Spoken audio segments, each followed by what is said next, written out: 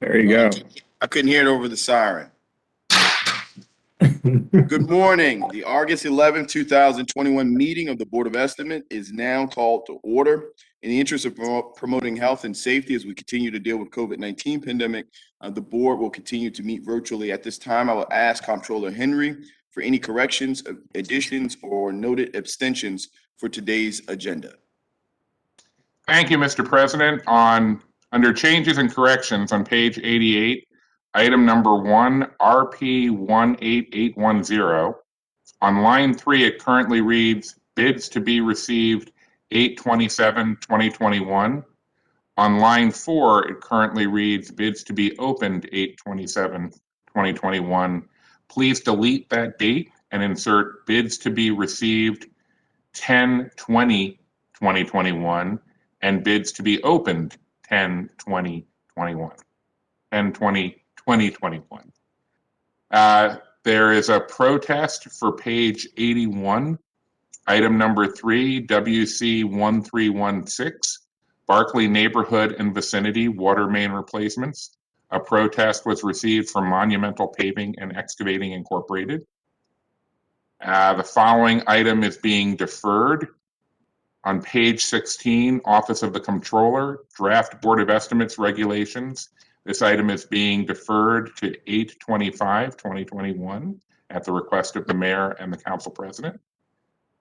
On the following items are moving to non-routine. On page 3, Department of Law, Settlement Agreement and Release.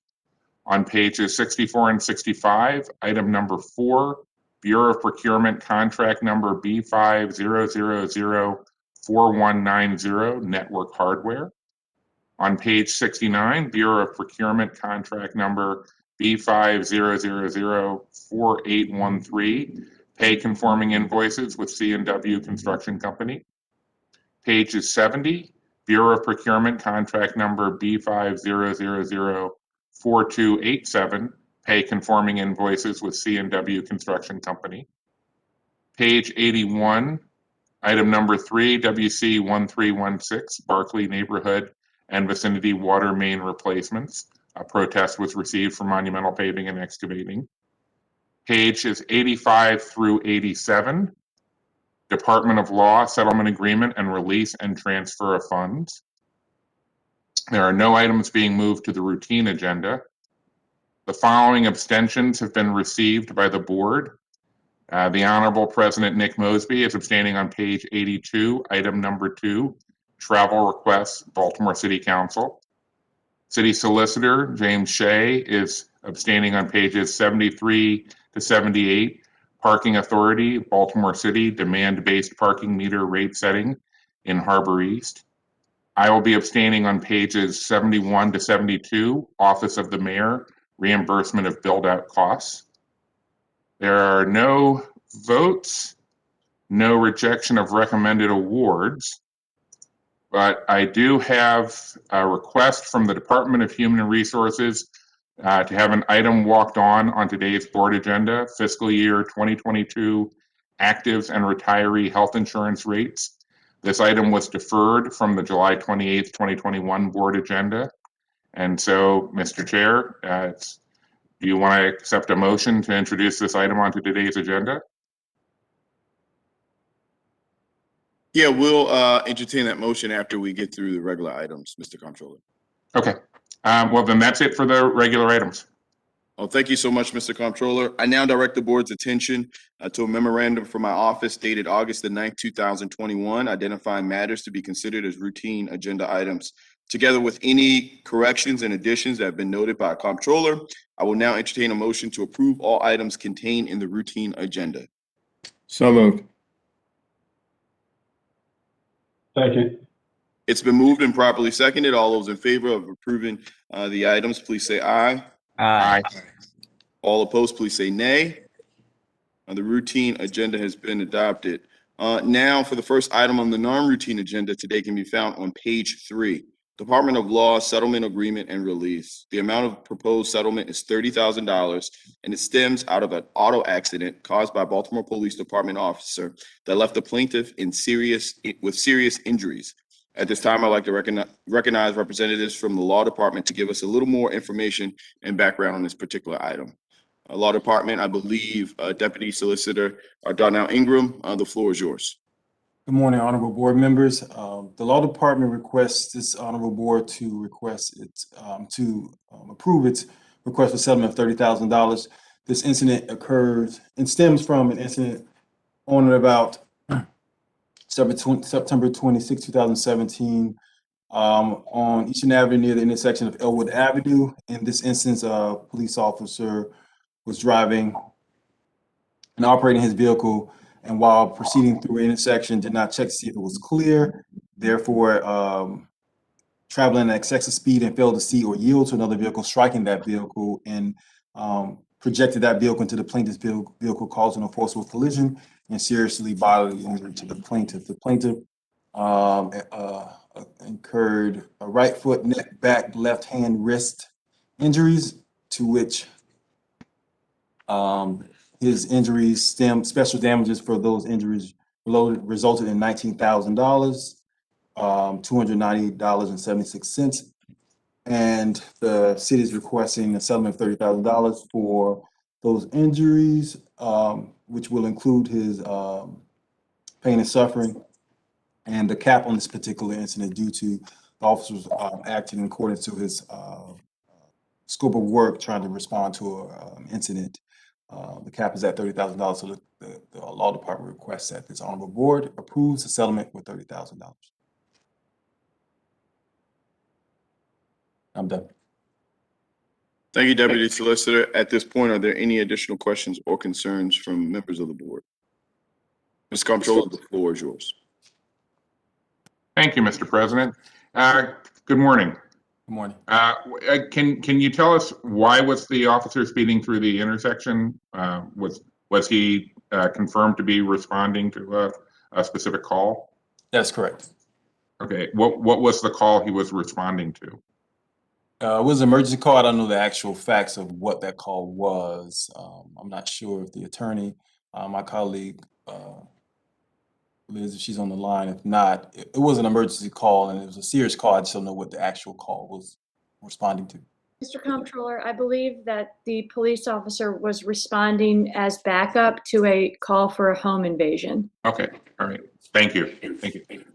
Was the officer's body camera activated at the time of the incident? No, it was not. Did the lack of camera evidence play a part in the city's decision to settle the case? Yes, it did. Okay. And then, Mr. President, the only other question I have is, without disclosing any confidential personnel information, can the Law Department tell the board if any discipline was imposed on the officer following the accident? There was some. The officer had some interaction with human resources to deal with his actions concerning this incident. Okay. All right. That's all the questions I have, Mr. President. Thank you. Thank you, Mr. Comptroller. At this point, are there any additional questions or concerns from any other members of the board? Hearing and seeing none, I'll entertain a motion.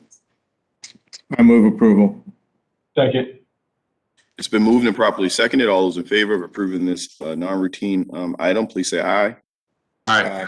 All those opposed, please say nay. The ayes have it. This item is now approved. Moving on to the next non-routine item. It can be found on pages 64 and 65, item number 4.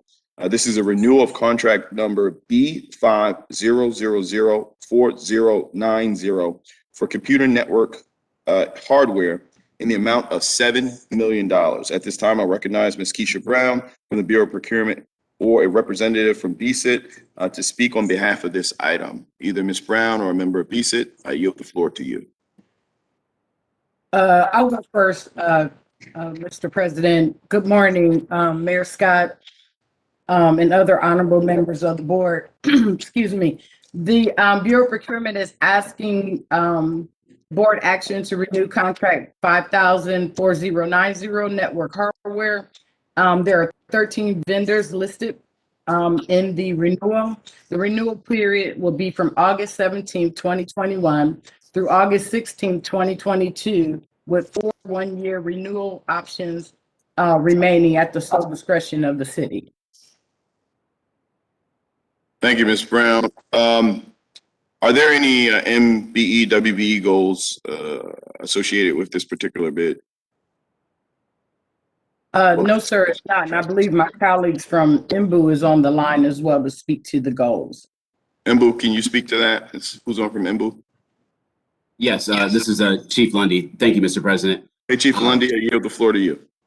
Thank you, sir. In terms of the goals, there wasn't goals on this contract originally. There was a waiver that was issued in 2015 due to the inability to segment work at that time. There was a lack of MBE, WBE certified contractors that were available to do this work.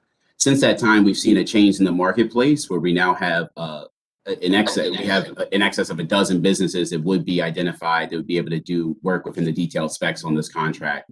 And during the renewal period, we hope to be able to work with BOP and BSIT to identify a way to segment the scope of work to allow there to be goals set on this contract going forward. So what's the advantage of moving forward without any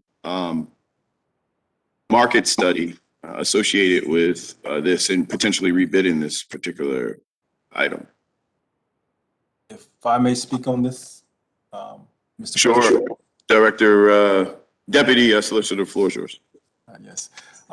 This is a little nuance, and Ms. Brown can talk about the contracting vehicle we utilize. This is a multiple award contract, and what that means is I'm sorry, Deputy Solicitor, you said a multiple award contract. award contract, yes, sir. So a plethora of vendors were selected to be able then, as Ms. Brown indicated, to then do second bids on scopes that were required from a particular agency. In that case, there's no reason or ability to ascertain the volume of these selected vendors, so to be able to identify participation goals would be difficult. So what we will have to do is probably do a set aside, given the vehicle that was utilized in this procurement. And with that, the law department is doing some research as to whether it's allowable for the city to do set aside, because this is a nuance there. We really don't have any policies and practices as relates to set aside. So we're doing some research right now under Elena DePietro's group to see whether it's legal for the city to do set asides. And once we have that legal determination, then we'll be able to give guidance to Bureau of Procurement how to manage this contract as relates to set asides moving forward. So I'm not sure if this question is for procurement or if it's for the law department, but with such a large contract and with the ability of, I think, up to 5 years worth, 4 years of extensions, but 5-year life cycle, why wouldn't we decide to bifurcate it, develop maybe segmented approaches and put it back out there on the open market to see if things have changed since 2015? I can speak to that, President Mosby. That is exactly what we have been collaborating about.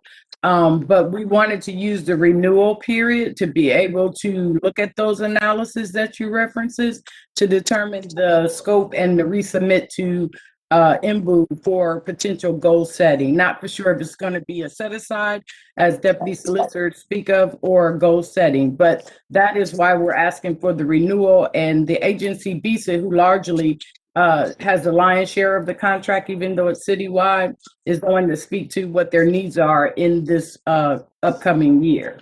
Yes, I just think that if our approach is to go down the path of set aside, all other options should have already kind of been addressed or taken off the table. I think our number one approach is to put this out as bid on the open market and allow folks to actually bid on it, knowing that things have significantly changed since 2015. I guess the answer, or the question I want to kind of get the answer to, is what is the disadvantage of us, again, segmenting some of this work out? It's a large contract, what appears to be for a large duration of 5 years. Why wouldn't we just put this out for rebid again? I apologize. I thought that's what I said. Oh, okay. So maybe I'm missing something, Ms. Brown. Okay. So go over that again. So today we're asking for the renewal of 1 year Correct. with the intent to rebid once we resubmit to MBU to determine which direction the market would take us in terms of receiving offers back from the open market. So, Ms. Brown, just correct me if I'm wrong. I did not hear correctly that there is an option to have 4 additional extensions after we approve it this year. Yes, sir, at the sole discretion of the city. So I did hear that, correct? Yes, you did. So I Yes. guess that's where my concerns are, that maybe I'm not communicating effectively, but that's where my concern lies. I've heard discussions about going down the path of having 4 additional extensions post what we do today. I've also heard a lot of talk around set-asides. I guess my concern is that I do not want to move down in that path. I would like to ensure that we're going to put it out as an open bid in the open market, knowing that things have significantly changed since 2015. And I'm wondering why we're here in 2021. Why wouldn't this just be a bid to see if folks could,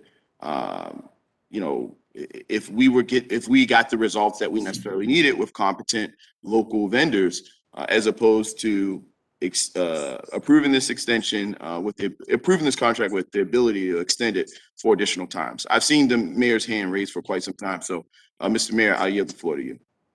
The comptroller, he was actually first, but I'll take it, Mr. President. Well, if you like, just in the order of fairness, okay, if comptroller, you had your hand raised, sorry, I didn't see it. Comptroller, I yield the floor to you.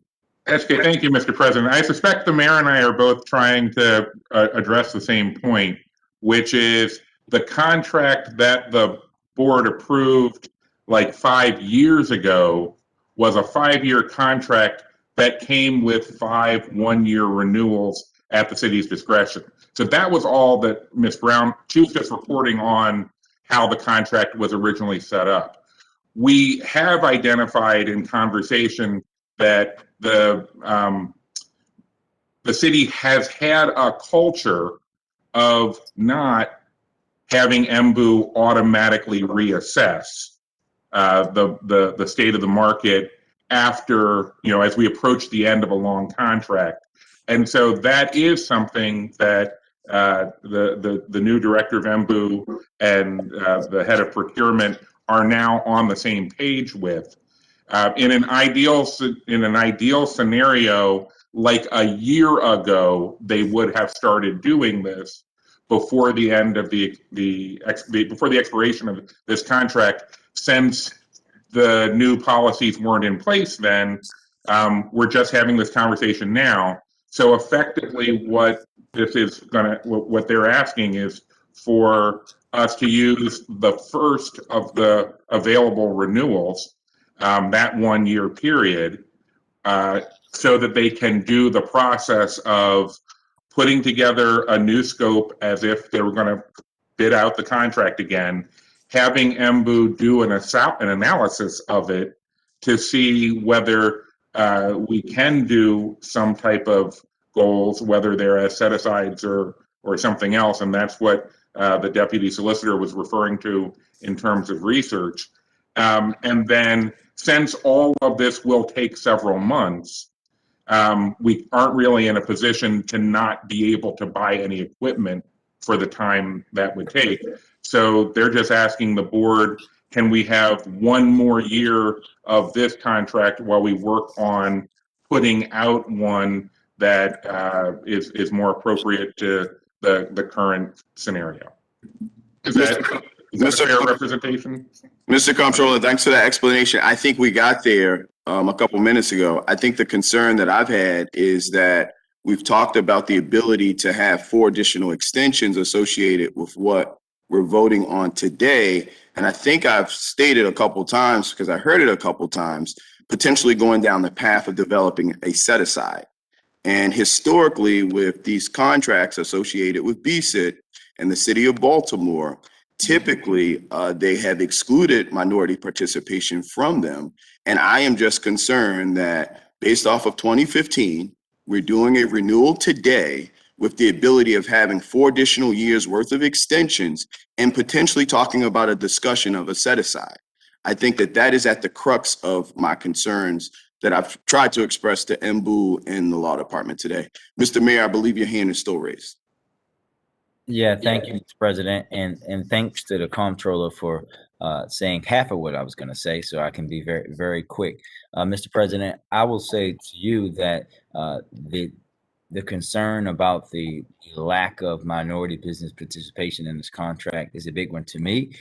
Actually, the city administrator and I had a lengthy conversation about this particular contract, and as the comptroller said, things that happened before, and I will just tell you, as the mayor telling you, that there won't be more than one extension. The direction has been given to them to figure out whether it's set aside, whether it's goals. When this contract comes back, it will have a minority participation in it one way or another, whatever way we can legally get it on there. Thank you, Mr. Mayor, for that. Question back to MBU or the law department. I believe there's 13 or 14 vendors tied to this particular contract. Are any MBE or WBE? Mr. President, one, Allied Applied Technology Services, Inc. Is a WBE. Their certification did expire on May 3rd of this year, but my office has been in contact with them to see if they do intend to seek an extension. Do you have any historic performance on this contract with that Allied group? Yes, sir. They've been paid $3,273,182.99 under the contract thus far. And Chief Lundy, what does that equate to as it relates to the overall life cycle of this particular contract? Percentage-wise, you have that? 6.5%. So 6%. Thank you, Mr. Comptroller. So 6% over the life cycle of this contract. Mr. Comptroller, I'm going to ask this one last time. Please do not speak unless the floor is yielded to you at that particular point. The question was for the law department, for the law department to answer. I appreciate you trying to help out Chief Lundy, but as he starts to ingratiate himself in this process, I think he's more than competent to answer for himself. So Mr. Lundy, that means that from an MBE, WBE perspective, a little over 6% over the life cycle of this contract has been given out. I think that, again, that's kind of sits at the crux of this matter when we talk about these BSIC contracts. We've seen this over time and time again with the history of the city of Baltimore. I guess the last thing that I'll continue to harp on, and I have concerns, and I heard from our mayor, is the idea that we will not do the 4-year or we will not have to broach this situation again of extending the same exact contract. I guess from the administration perspective, outside of us talking about it today, is there any way that we can formalize that through language to ensure that this is just for this one particular year worth of renewal and the 4 years of extensions are no longer an option associated with what we decide to do today?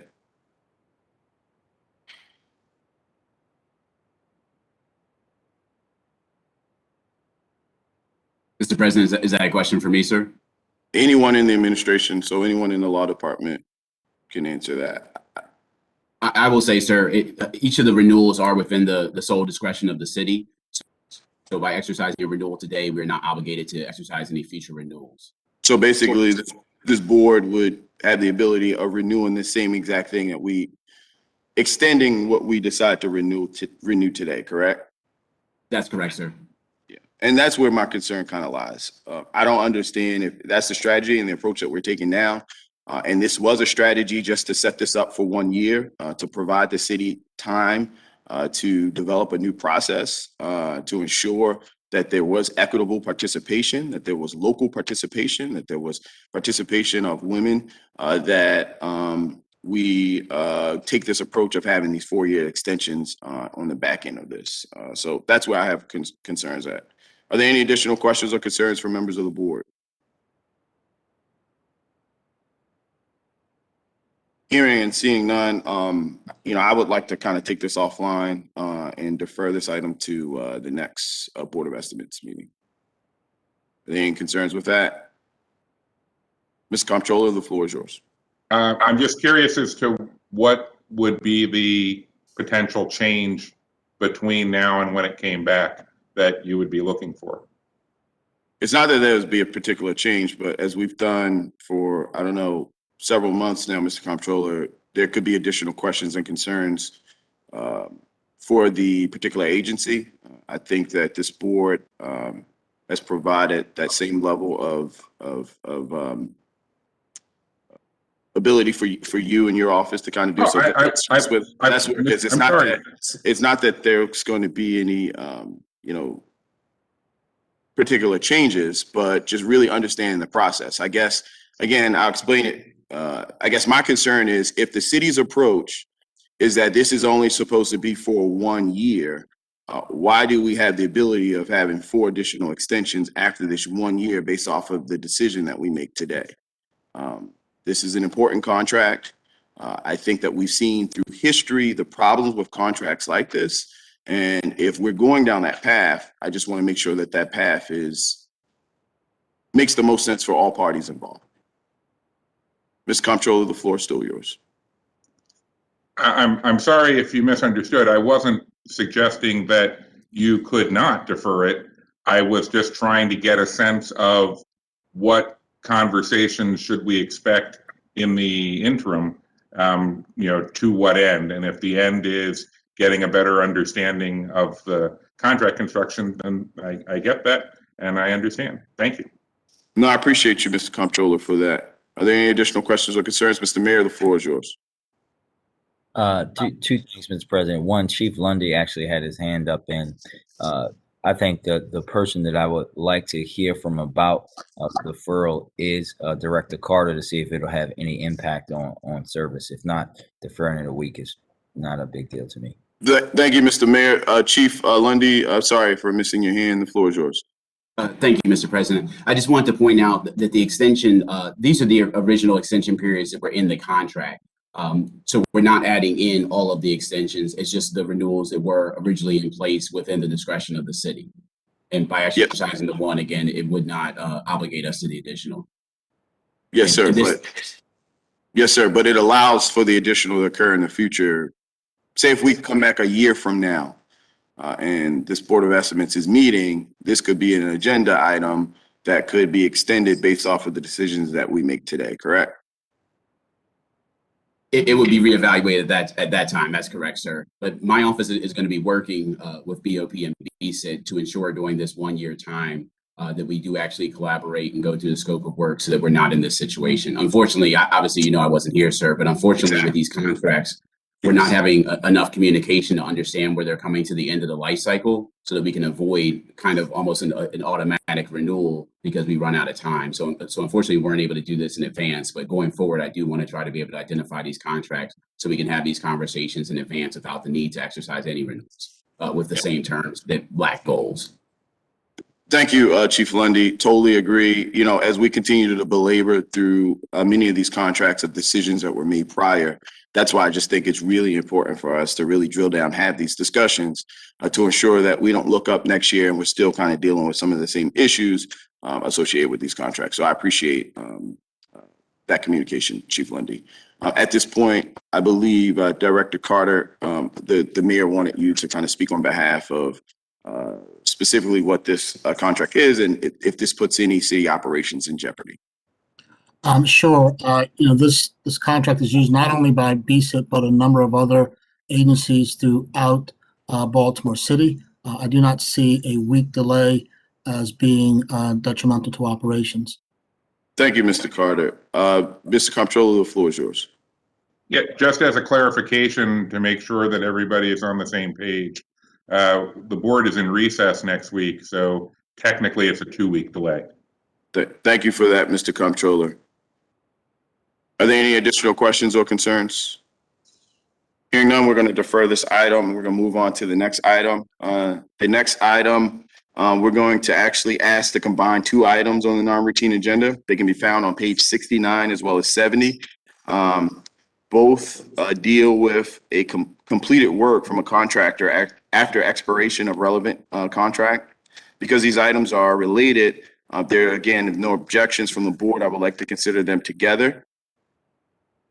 Hearing and seeing no objections, we'll consider these items together. At this time, I'll call on Director Nash from DGS to walk us through these items and explain briefly how we got here today. Director Nash, the floor is yours.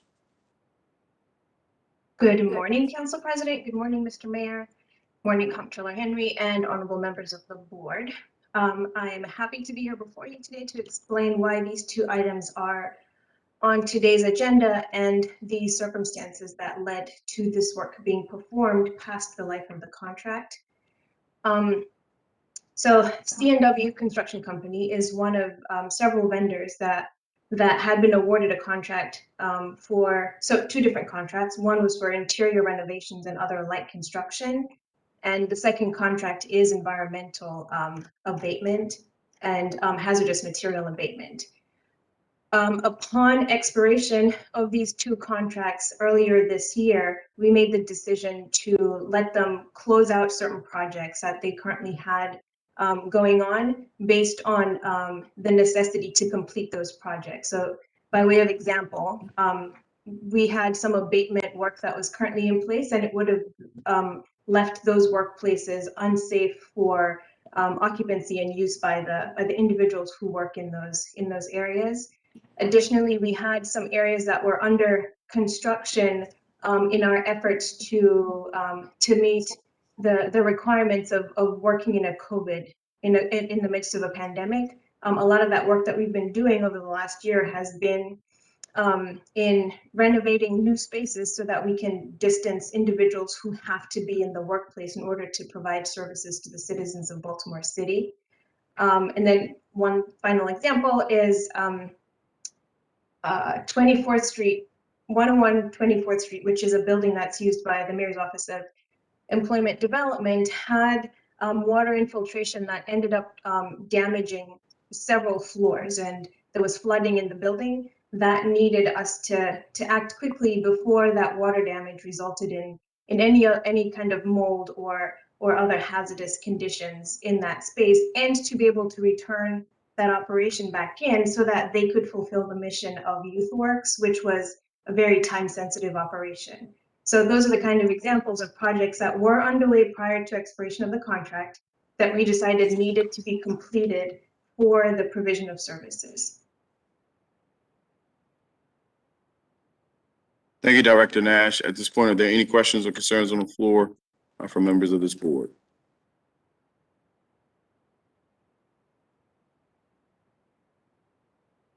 Hearing and seeing none, we can go to vote. Move approval. Second.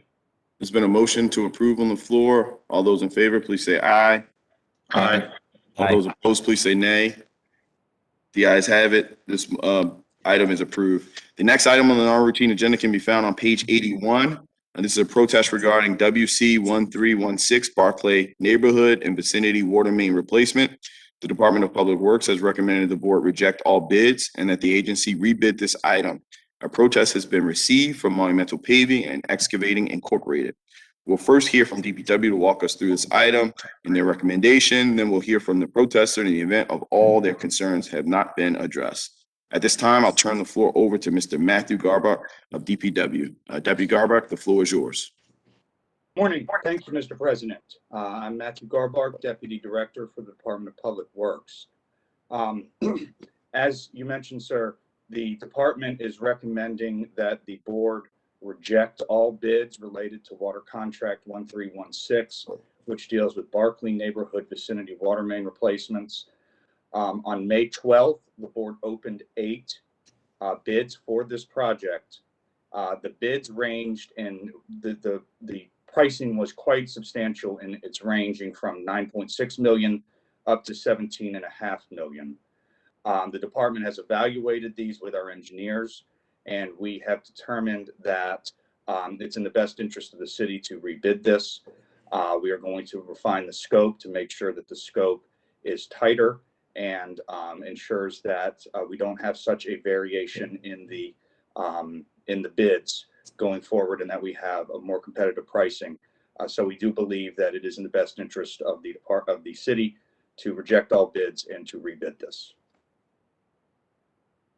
Thank you, Mr. Deputy Garbach. At this point, I see the hand of the comptroller. Mr. Comptroller, I yield the floor to you. Thank you, Mr. President. Mr. Garbach, what was the price range that the city's engineers were projecting for this contract? That was a range as well. And those ranges are generally larger and somewhat outside of what we sometimes get. I don't know the exact price ranging, but I do know that when we have bids that are upwards of $5 to $10 million in difference, that does raise questions about potential balanced bids, unbalanced bids, and making sure that all the bids are appropriately placed and priced. I was just trying to get a sense of, is any of this because all of the bids were more expensive than we thought they were going to be, or is this decision that we should be rebidding with greater specificity simply and entirely because of the fact that several of the bids were so much more than several of the bids? Well, the real issue here is, and this is reflected in the price variability, is there are some concerns about unbalanced bids. A number of the lower bids had line items and items in the cost that raised some concerns that they may have been priced too low, which called into question the overall bid amount. So we want to make sure that there's a true reflection of the bid and that we don't wind up having to pay more in the long run through change orders or something else. So we want to make sure that the bids are all balanced. Okay, all right. I'll withhold any further questions until I hear more details about the protest. Yeah, Deputy Garbar, was there a significant variance between the second, third, and fourth bidders in this particular contract? I don't have the specific bids for those bidders in front of me. I do know that the lower three bidders were some of the ones that had the unbalanced issues, and they had some concerns about potential pricing. So it was the lower end of the bid range where we were concerned with potential unbalanced bids. And not necessarily like item 507, which the protester is talking about regarding that unit pricing. Yes, is there concern there as well? Yes, those are the specific issues that we were looking at, and it was a bit broader than that, and we thought that we needed to rebid the entire contract to get a more appropriate pricing and to ensure everything was correct. So maybe that particular item and maybe some other things that the protester didn't mention was a concern about the lowest bidder. However, when you looked at the second, third, and fourth, you also saw some varying concerns associated with their bids as well, right? Yes, sir. Yes, sir. Are there any additional questions or concerns for DPW at this point?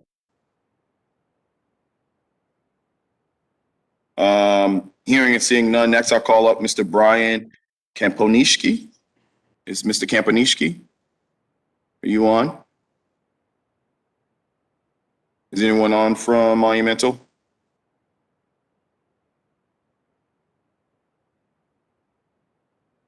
I don't believe we have representatives from Monumental. I just was texting with Matt to see if he saw them in the waiting room. He does not.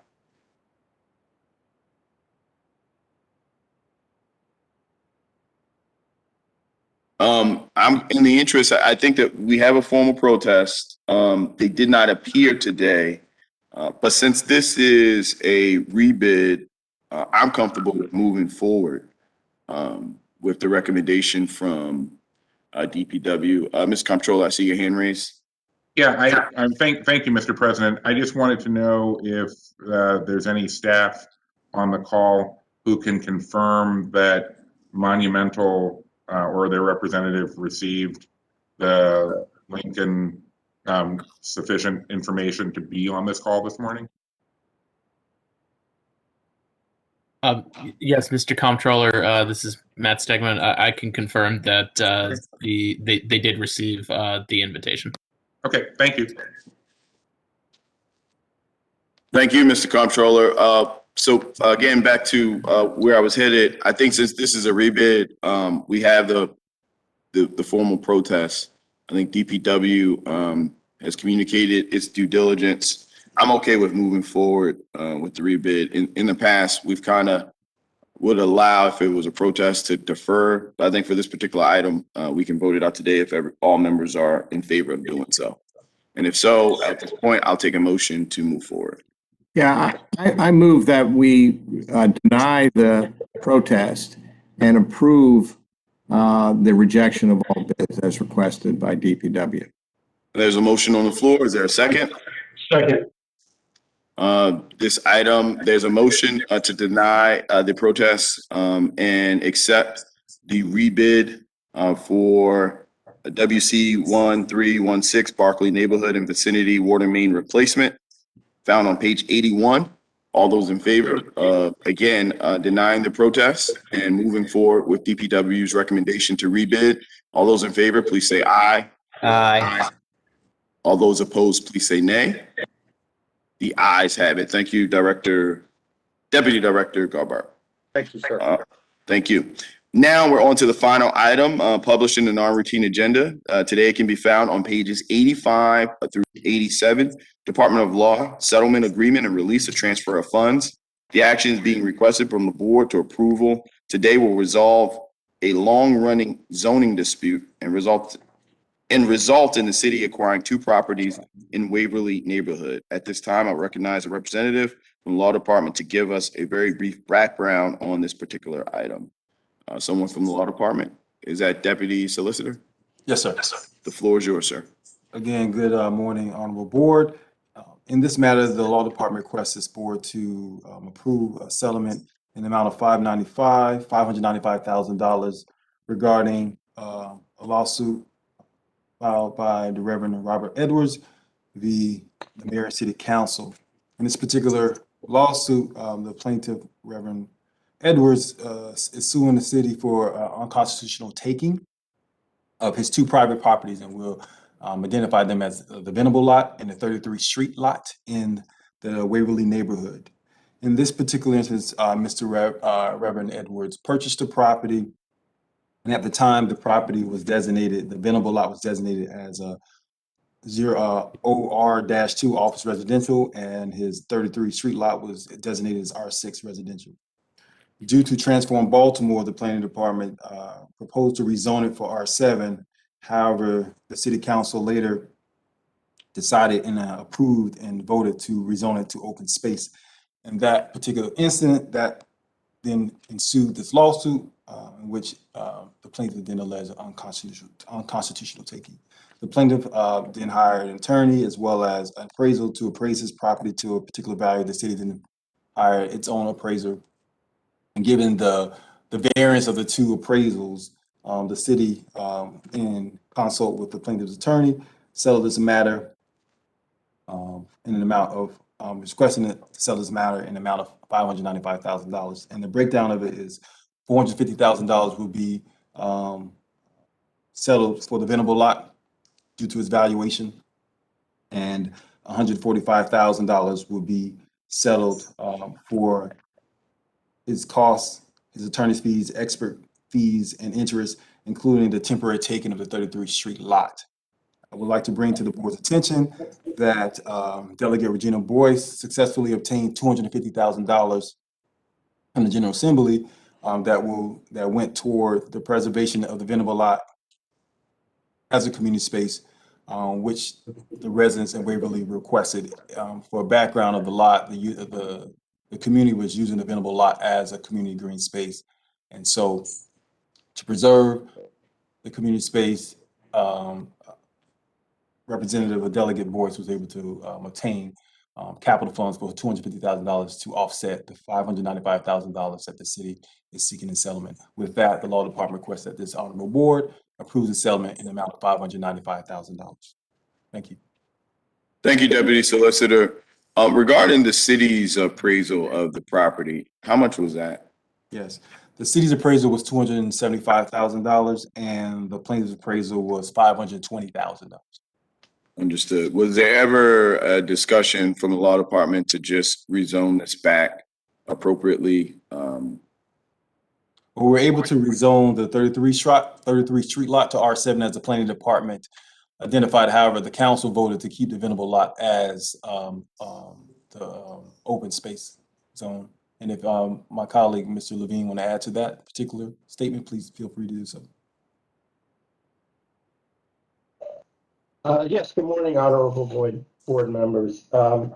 We did have some discussions concerning the possible rezoning of both properties. But as the deputy solicitor indicated, the council member and the community were very interested in the preservation of the Venable lot as open space. And so based on the instructions of the client, we went forward with a settlement option whereby we rezoned the 33rd Street lot. Plaintiff would retain title to that, and we would pursue acquisition of the Venable Avenue lot as community green space. Yes, I guess the concern, I don't know how we prevent this moving forward, of these zoning issues. I appreciate what communities mean and taking over empty lots. And I appreciate kind of the representatives who want to ensure that they protect kind of the hard work that communities put in lots. But in this particular case, I guess the city is paying 2 times the amount of what we appraise a property to be worth for actions that were taken to put us in this kind of position. So I don't know, is there any way for us to prevent that, like moving forward? Mr. Levine?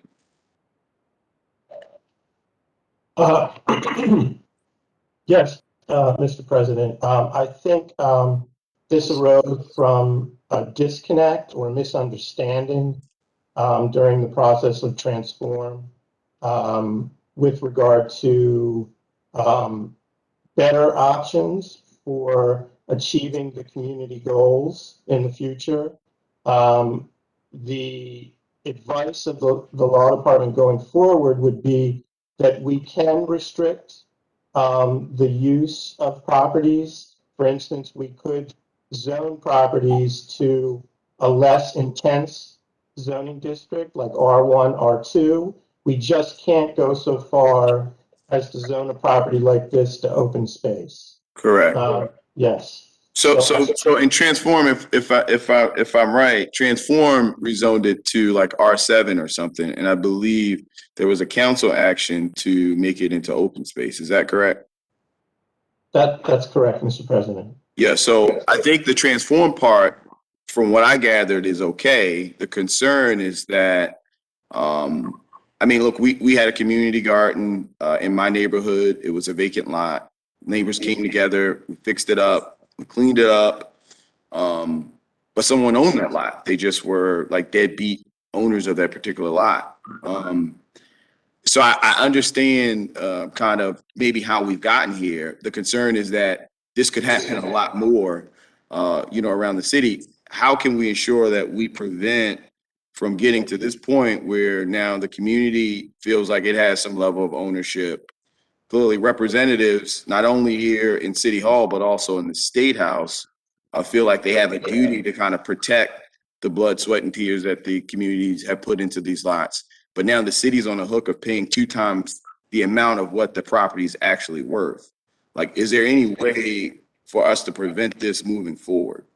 If I may respond, President? Yes. I believe that we may need to take this on a case-by-case scenario. There could be many different factors. In this particular case, the plaintiff purchased the property to develop, as opposed to the term you use, a deadbeat owner who may not have been on the property, utilized the property over 20 years. Understood. And that may be justifiable for the city to then take ownership, similar to what we've done in other instances. So I believe, and then in conjunction with the city council, having communication, maybe a process need to be developed with that in reference to coordinating with the city council when they make these decisions, and with the law department and the planning department. But I don't think you can, it may not be advisable to be able to make a statement today without knowing all the facts on a case-by-case. No, understood. I didn't want us to, I didn't know if you guys had thought of this, because of the concern, but I just think, Mr. Solicitor, Deputy Solicitor, if we can kind of maybe come up with a process, even working with my office. So the red flags, the alarms are kind of raised if we go down this path again, because, we're just not in the position, we don't have the wherewithal to pay 2 times the amount of what we expect property to be worth to folks based off of council action. So we want to ensure that we correct that moving forward. I believe I saw the hand raised from Comptroller. Comptroller, the floor is yours. Thank you, Mr. President. I just wanted to get a clarification on something I thought I heard Mr. Levine say.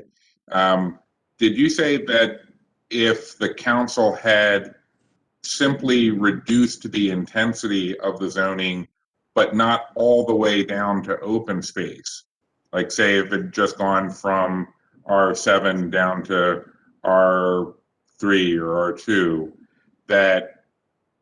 that would not have been treated as a taking by the court, even though the property owner wanted to build a multifamily structure that wouldn't have been available to him in a less intense R zoning? Yes, Mr. Comptroller, that's correct. That would be one option going forward if something like this comes up and the policy decision is made that rather than acquire it as a green space, we simply want to prevent intense development. That would not be a taking under the case law.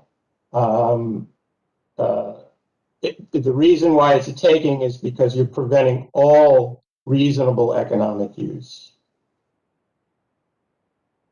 Okay, I think that's good to know because speaking as I believe the mayor and I were 2 people who were there at the time.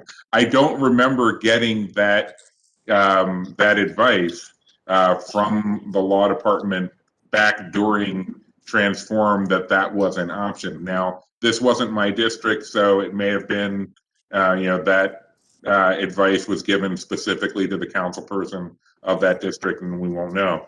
But that's good information to know going forward, and I thank you for that. I think it's also important. I think the big elephant in the room is our responsibility of not doing spot zoning. I know that we're settling right here. I didn't want to really go down and broach this that way, but I think that that is of some concern. And when we do that, it costs the city a lot of money, right? Not saying that that's about this particular case, but those are the types of things that, I'm committed to working with the law department to ensure that we attempt to avoid as much as possible, because I hate to continue to beat a dead horse. We are not in a financial position to pay 2 times the amount for any property. We wouldn't do it for our own personal investments, and the city definitely shouldn't do it for the citizens and taxpayers' interests. At this point, are there any additional questions or concerns from members of the board? Mr. Comptroller, the floor is yours.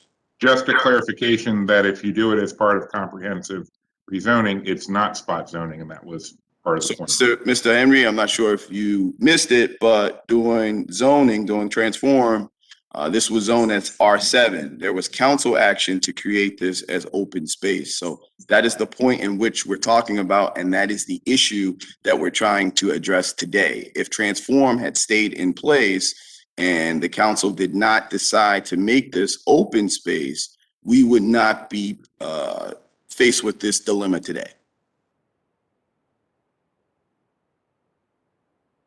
At this point, are there any additional questions or concerns from members of the board?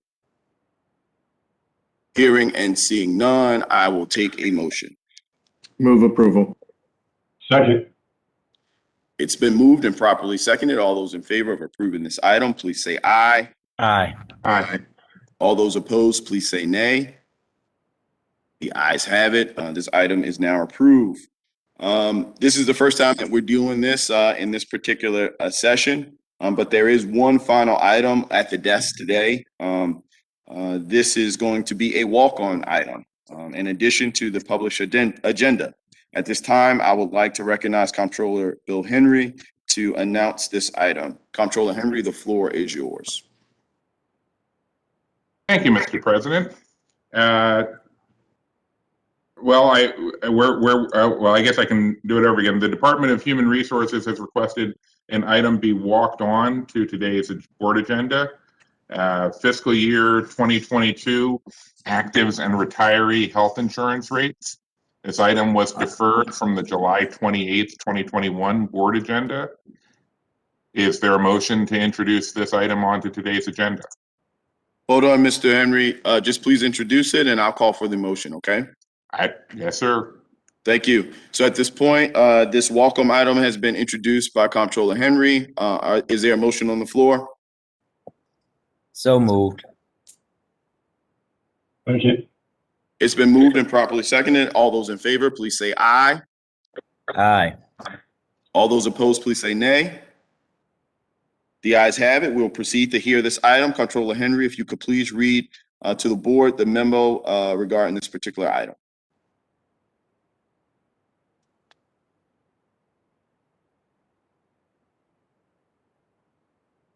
Thank you, Mr. President.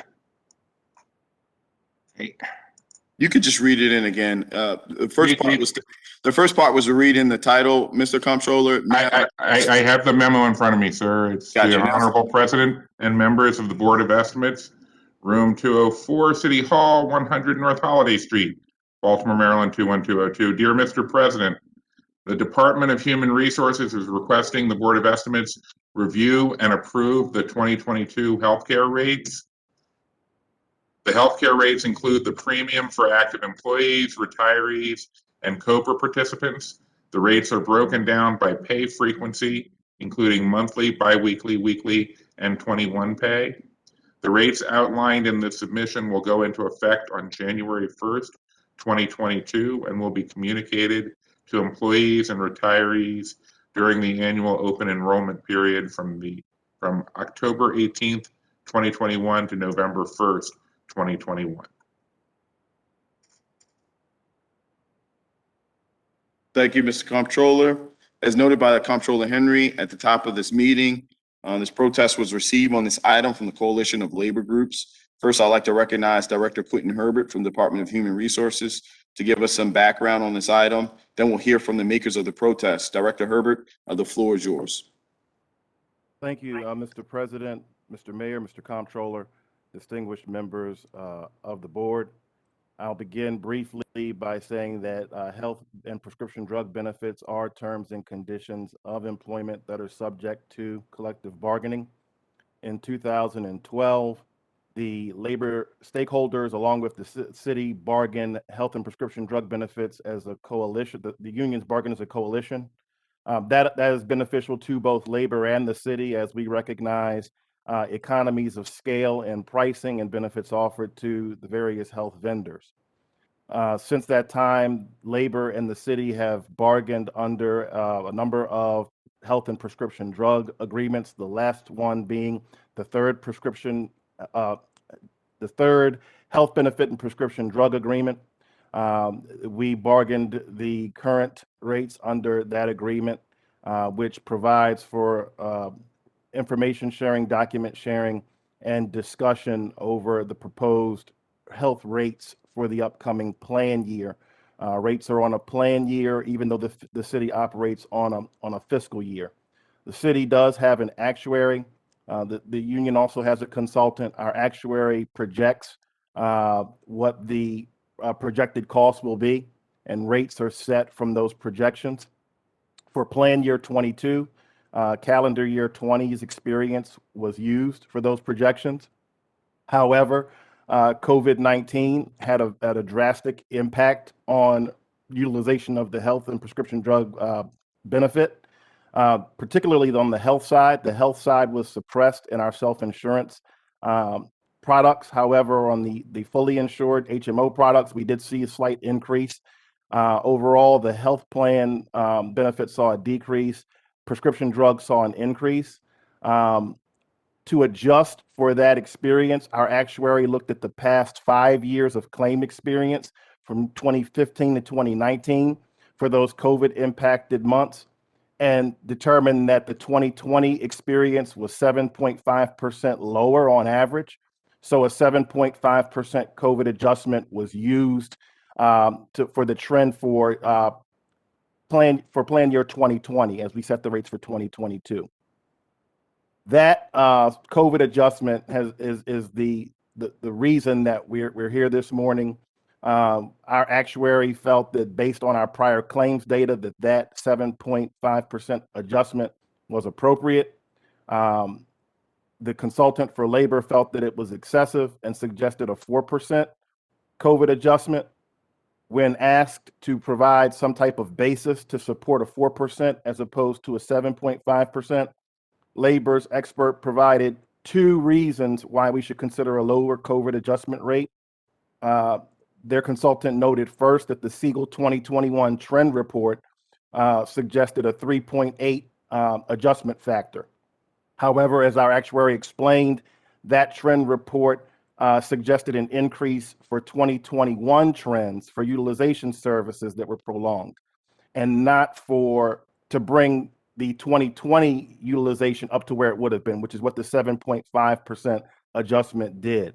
It was used to normalize the actual 2020 medical claims to account for the decreased utilization in 2020 due to COVID-19. Labor's expert also cited to Baltimore County government using a 2% COVID adjustment. I have been in communication with Baltimore County and their benefits chief, and that 2% does not have anything to do with rates. That 2% adjustment is a 2% hold that is placed on their reserve account for future claims, which is a different funding methodology than what we used here. We're talking about claim setting. Theirs is a 2% hold on reserve. So it was not analogous to what we were doing with the 7.5% COVID adjustment. We did talk to our actuary about a 4% adjustment. Our actuary felt that was not sufficient and that they could not support a recommendation of a 4% COVID adjustment. They stood behind their 7.5% COVID adjustment. I think it's worth noting that we blend the rates for the prescription drug and the health. So we're talking about an overall 4.1% rate increase that the city also subsidized $1 million to that increase, which equates to 0.5%. So the proposed increase is 3.6% overall for plan year 2022. I will say that finally that the reason why I believe that 7.5% COVID adjustment is appropriate is because the city bears 80% of the risk with respect to our PPO plans and 90% of the risk with respect to the HMO plans. And to the extent that the city does not collect sufficient premium to cover those claims, the city would be on the hook 100% for those claims that go over, and the city would have to try to set the rates next year in a way to recoup those losses in plan year 2022. So with that, I will yield, and if there are any additional questions. Thank you, Director Herbert. I see your hand raised. Comptroller Henry, I yield the floor to you. Thank you, Mr. President. Director Herbert, how much money did the city save on health insurance claims last year because fewer people were getting elective treatments and going for in-person doctor visits due to COVID? 1 second, Mr. Comptroller. I can tell you what the deduction was, how our utilization was down. I would not say that it was necessarily that the city saved money, because our agreement requires that the city should also have 2 months worth of claim in its health reserve account. And the city does not have 2 months worth of claim in its reserve account, even with the reduced utilization in 2020. We're still just about a little over a month worth of claims in our reserve account. Let me reframe the question, Mr. Herbert. How much less was utilization last year below what was projected for last year?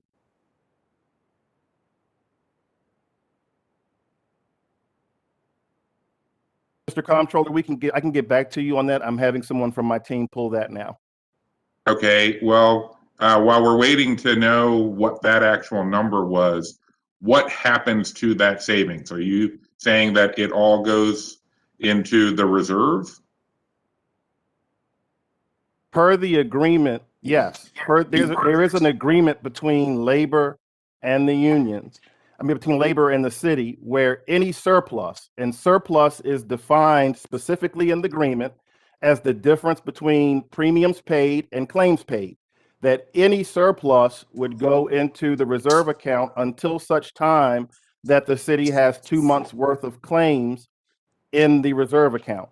Is the reserve account separate from the premium stabilization fund? No, it is not. And I will defer to Mr. Yeah. Raymond on that. Yeah. Good morning, Mr. President, Mayor Scott, Controller Henry, honorable members of the board. I'm Henry Raymond, Director of Finance. The Risk Management Fund and the Premium Stabilization Fund are the same thing. It's a self-contained fund specifically for the purpose of health insurance, medical, and prescription for active satellite agencies and COBRA employees. And for calendar 20, this fund incurred a deficit of $3 million. So the fund balance is decreasing. For calendar 20? For calendar 20, the fund balance decreased from 14 million to 11 million. And this information has been shared with the union coalition.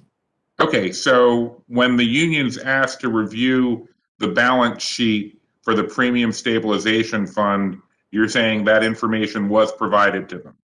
That's correct. We provided that information on August the 5th, which was prior to the date of the union coalition protest letter, which was dated August the 6th. Now, the clarification is we didn't provide a balance sheet.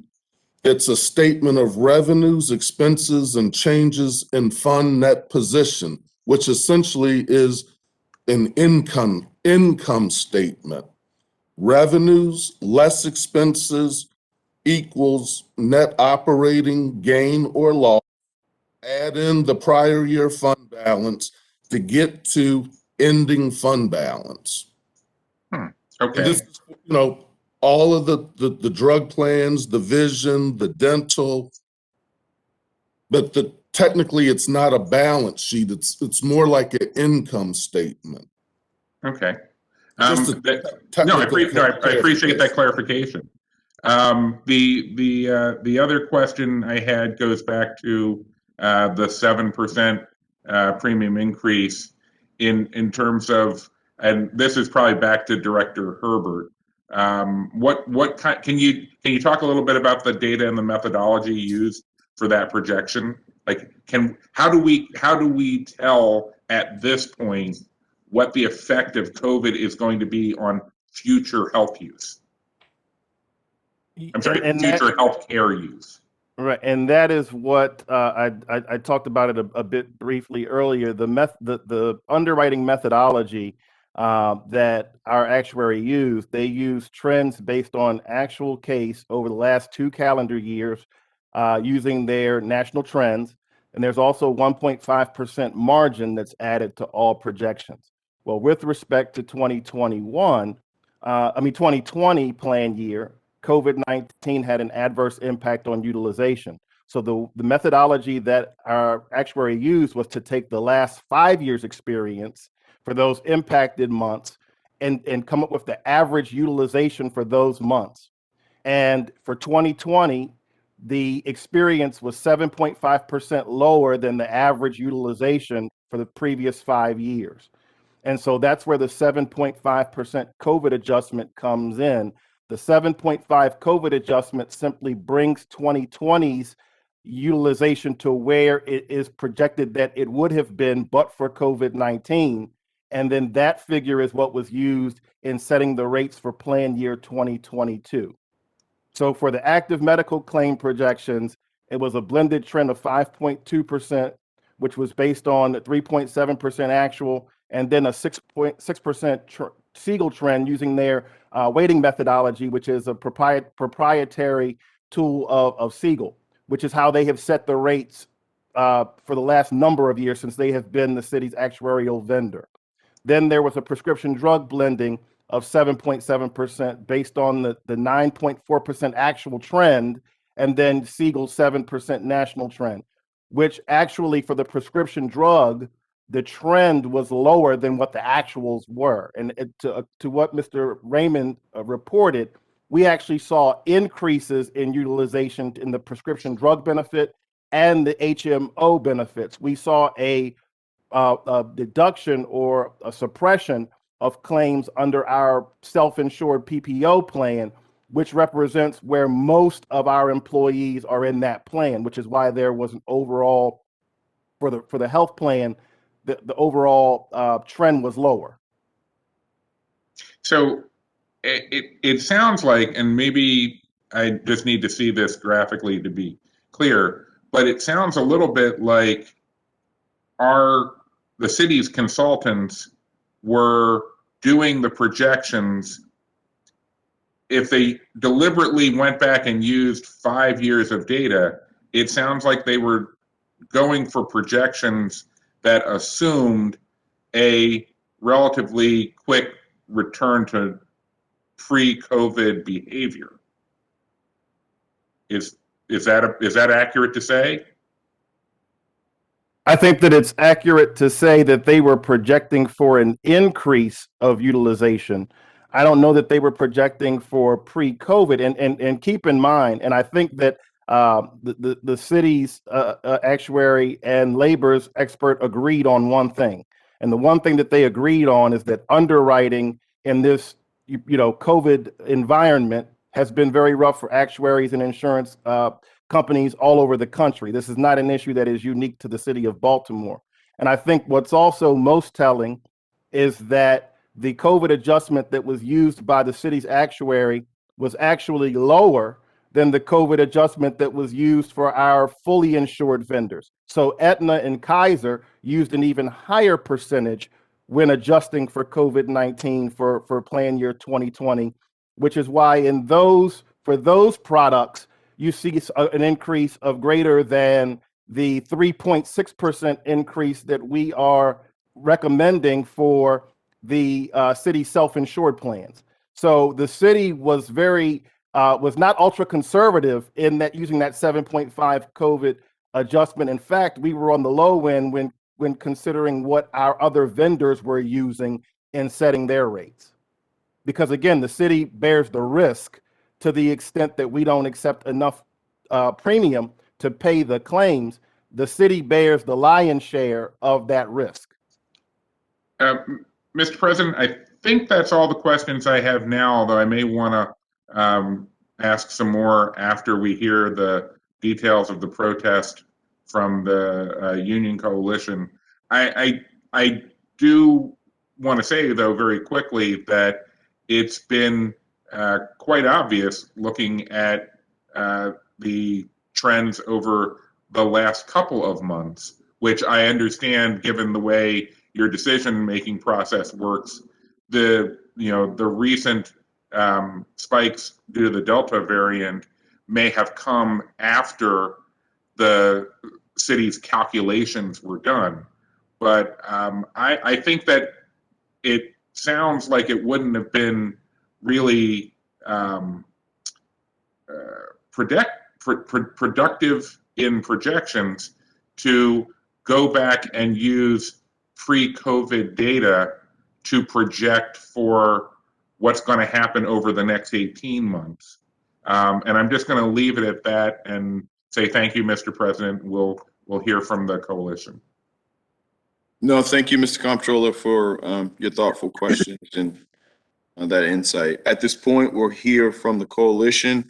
I believe we have Mr. Frank Boston. Mr. Boston, I yield the floor to you.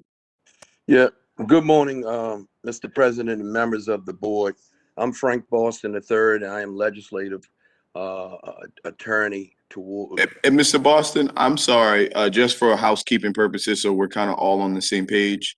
On the way that we've conducted this in the past, particularly for protesters, is We provide you with the opportunity to present whatever you want to present for however long you need to present to get the board on the concerns.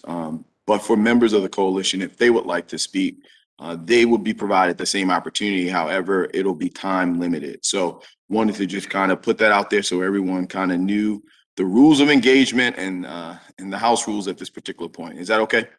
Yeah, Mr. President, if I am not the expert who's going to be testifying this morning, I'm just merely doing the introductions. If there is a time limit, let it be on me, and I'll defer the actual time that's unlimited to Randy Hart, our expert, if that's okay. Understood. You have the floor. Go ahead, Mr. Boston. Yeah. Mr. President, members of the board, I'm Frank Boston, the third legislative attorney for the Coalition of Unions. Thank you for the opportunity to speak today. With this, my outfit is no disrespect. I am out of town and I was not expecting to talk. I was hopeful that we would be able to work this out with the city. So excuse the fact that I don't have on a suit and tie. Today, we have with our coalition speaking will be Randy Hart, Josh Fannin, and Glenn Middleton. You know, the theme of our protest basically is the absence of cooperation and certain disclosures by the administration. The COVID markup proposed by the Board of Estimates is twice the average of the 2022 for large groups. And our question is why? The city has not released a balance sheet for the Premium Stabilization Fund. I think this was articulated a little bit earlier. There's other information, but we don't have the balance sheet. And we have good reason to believe that the city has overcharged undisclosed surpluses, which by agreement must be dedicated to the healthcare and for no other purposes. And again, as I said earlier, I am not the expert. I am going to now turn it over to Randy Hart, who can get a little bit more into the weeds of the nature and the basis of our protests. I will like to say that this is the first time ever that the unions have come to the Board of Estimates in protest. We don't want to be here today. We want to work with the city. Let's face it, everyone on this call, everyone in your seats, if they are not retirees, they're all city employees, and everything affects us all. With that, Mr. President, I'd like to turn it over to Mr. Hart. Thank you, Mr. Mr. Boston. Mr. Hart, I'll yield the floor to you. As discussed, we would like you to present the holistic case from the coalition. You have unlimited time unlimited time with parameters. We don't want you to be redundant, and we don't want you to kind of talk about things that have already been discussed. However, this board, in fairness, likes to have both sides of the story.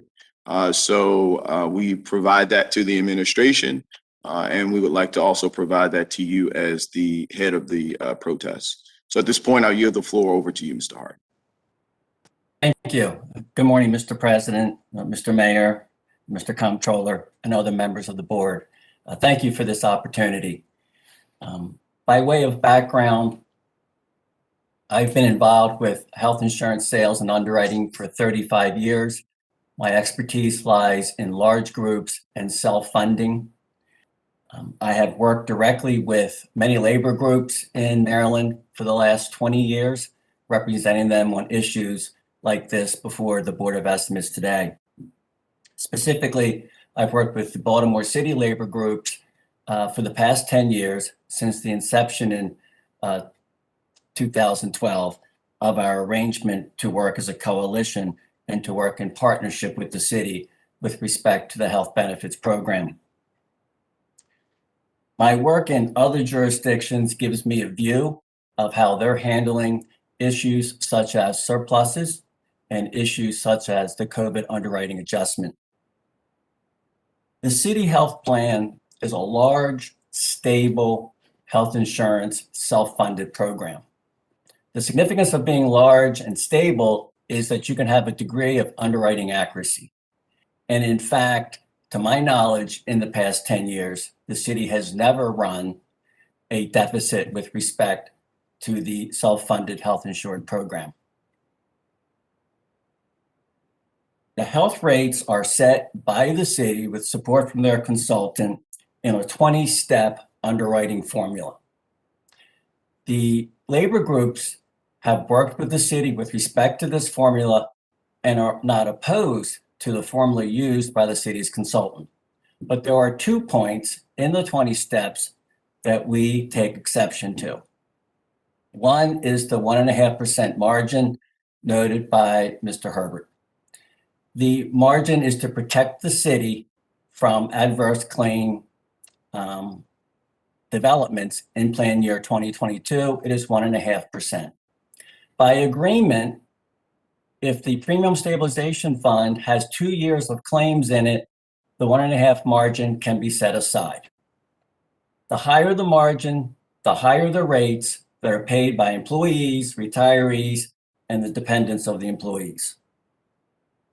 We are due from the city a premium stabilization fund that reflects actives and pre-65 results. The city just mentioned they have shown us the active results only. The pre-65 results, we have been told in the past week, come from another fund, the OPEB fund, that is not stipulated in our agreement. Our agreement is very clear. Since 2017, we should have an accounting in a premium stabilization fund for actives and pre-65 results. We do not have that material information, which would potentially permit us to set aside the 1.5 margin in the rate calculation. The second nature of our protest is the 7.5% COVID adjustment. In my work in setting 2022 rates in roughly 8 private sector accounts and in 3 public sector accounts, no entity is using an adjustment for COVID at the 7.5% level. Most are around the 4% level that I suggested to the city. COVID underwriting should take into account not just the suppression in 2020, but also permanent changes in healthcare patterns and the increased use of telehealth going forward. The city's consultant did not acknowledge the increased use of telehealth going forward and the permanent changes that we're seeing in healthcare delivery and indeed the ongoing COVID concerns of people who will not receive elective care due to COVID concerns with hospital-based care and, in fact, healthcare delivery in general. We have offered to compromise on this point by letter. We have received no written response or verbal communication about working out a compromise between the 4% labor position on COVID adjustment and the 7.5% city adjustment. And to turn this into dollars, if I could, the 1.5 margin is worth $3 million. The 7.5% COVID adjustment is worth $9.7 million. Labor has offered a 5% adjustment, which is $6.5 million. To put these numbers in context, it is a $200 million budget for actives and pre-65s in 2022. We are not really far apart. We are willing even to defer the Premium Stabilization Fund accounting issues, which are material, if we could simply work out the COVID adjustment.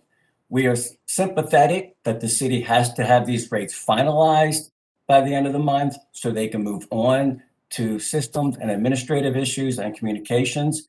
We're just looking for a collaborative process so that we can work things out. This collaborative process works in other jurisdictions like Baltimore County, Anne Arundel County, Montgomery County.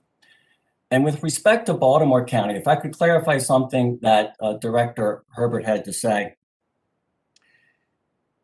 They used a 1.5 COVID adjustment, not 7.5%. And I confirmed this with Bolton actuaries yesterday, Baltimore County's consultant. They used a 1.5 COVID adjustment over a 2-year period. And if you extrapolate that to just 1 year, it equals about 4%, according to Mark Lynn of Bolton Partners.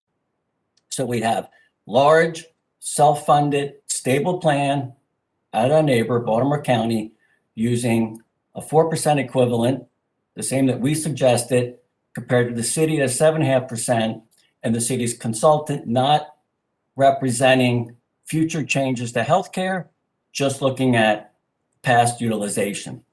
With respect to something Comptroller Henry had to say, which I thought was an excellent idea, why not reproject? Instead of using the 2020 claims, which have a COVID suppression, why not reproject on the time period 7/1/20 to 6/30/21, the most recent 12 months available, the most accurate data available, and see what that yields for a 2022 projection. This work could be accomplished in about a day by the consultant in a collaborative way. We could weigh in and work this out together over the next week. And I'm sure that we could have approved rates at the next session. So we want fair rates for employees, retirees, and their dependents. We do not want to see the city incur a deficit, which has never happened in the past 10 years. And there are funds for the city to go to in the worst case scenario if they did have a deficit in 2022. We do want to see accurate premium stabilization fund accounting, but we can defer that matter and work that out over the next 90 days. We want to see the rates approved by this body. We want them to be fair. We want them to be accurate. And we want DHR and finance to work with us to reach fair and final rates. So I'll just end with that we should close this gap on the COVID adjustment. We're open to a reprojection as suggested by the comptroller. And we can put aside the premium stabilization issue, although it is very material, because these rates could have an extra 1.5 in them that is a burden to the employees in their share of contribution.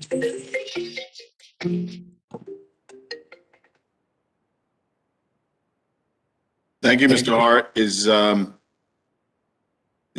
it? Yes. Okay, thank you, Mr. Hart. Are there any other members from the coalition who would like to speak? Okay, we will give coalition members 2 minutes apiece to speak. You guys be able to get it out in 2 minutes? I'll let you, maybe we'll go up to like 2.5 minutes. So first up, President Middleton. You're on mute still, sir.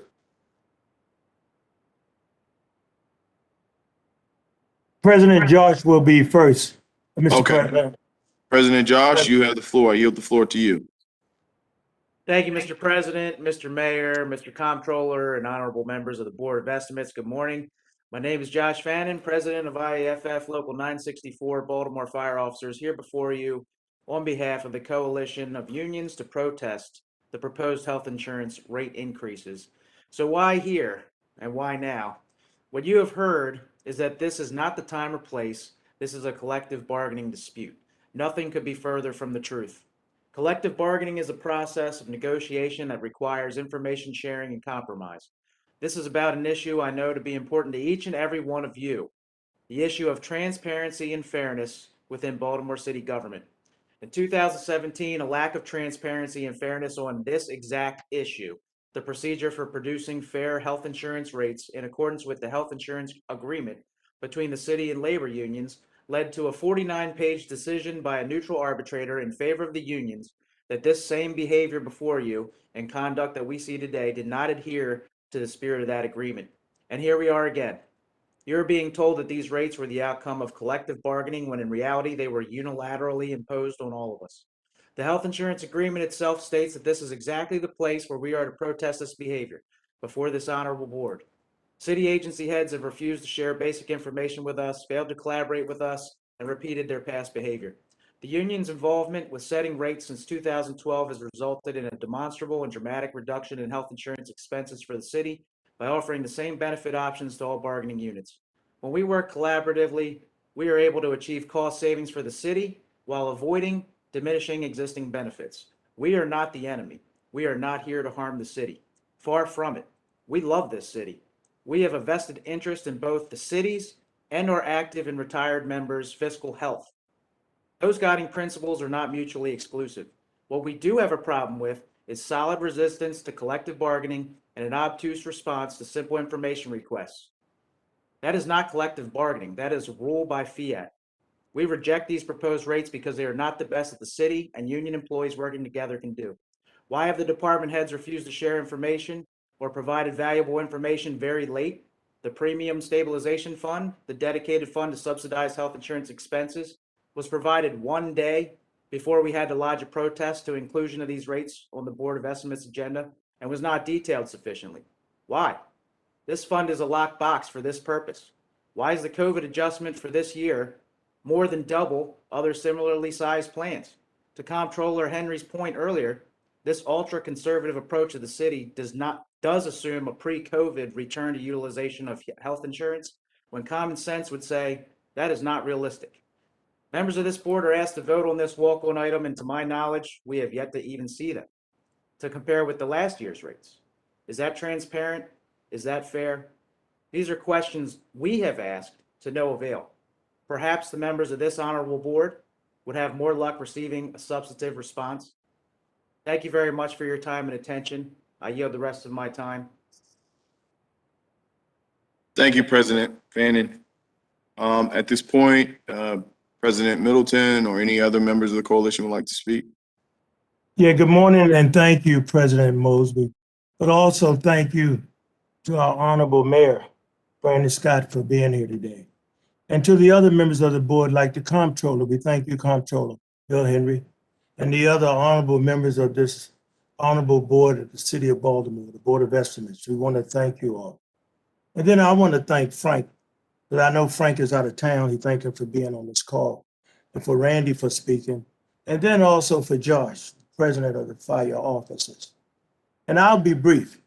I'm Glenn Middleton. I serve as the president of Local 44 in Baltimore City. 90% of our members live in the city of Baltimore. And I know Antoinette Ryan Johnson couldn't be here, but she's a part of this and president of the City Union of Baltimore. I just want to thank you for this opportunity for us to speak and allowing the others to speak. It's the first time I've ever had to speak before the Board of Estimates out of my, I'll just say 30 plus years with the City of Baltimore. It's an honor serving as the president of our local in Baltimore City, but I'm also the state director, and I'm the acting president of the Metropolitan AFL-CIO, which is another 80,000 members. And I say to you that we thank you for this opportunity, but it's important that we be here today. The COVID markup that was proposed to the Board of Estimate is twice the average for 2022 for large groups plans. And why? Why is this happening? City Finance has not released a balance sheet for the Premium Stabilization Fund. It's called the PSF. And why?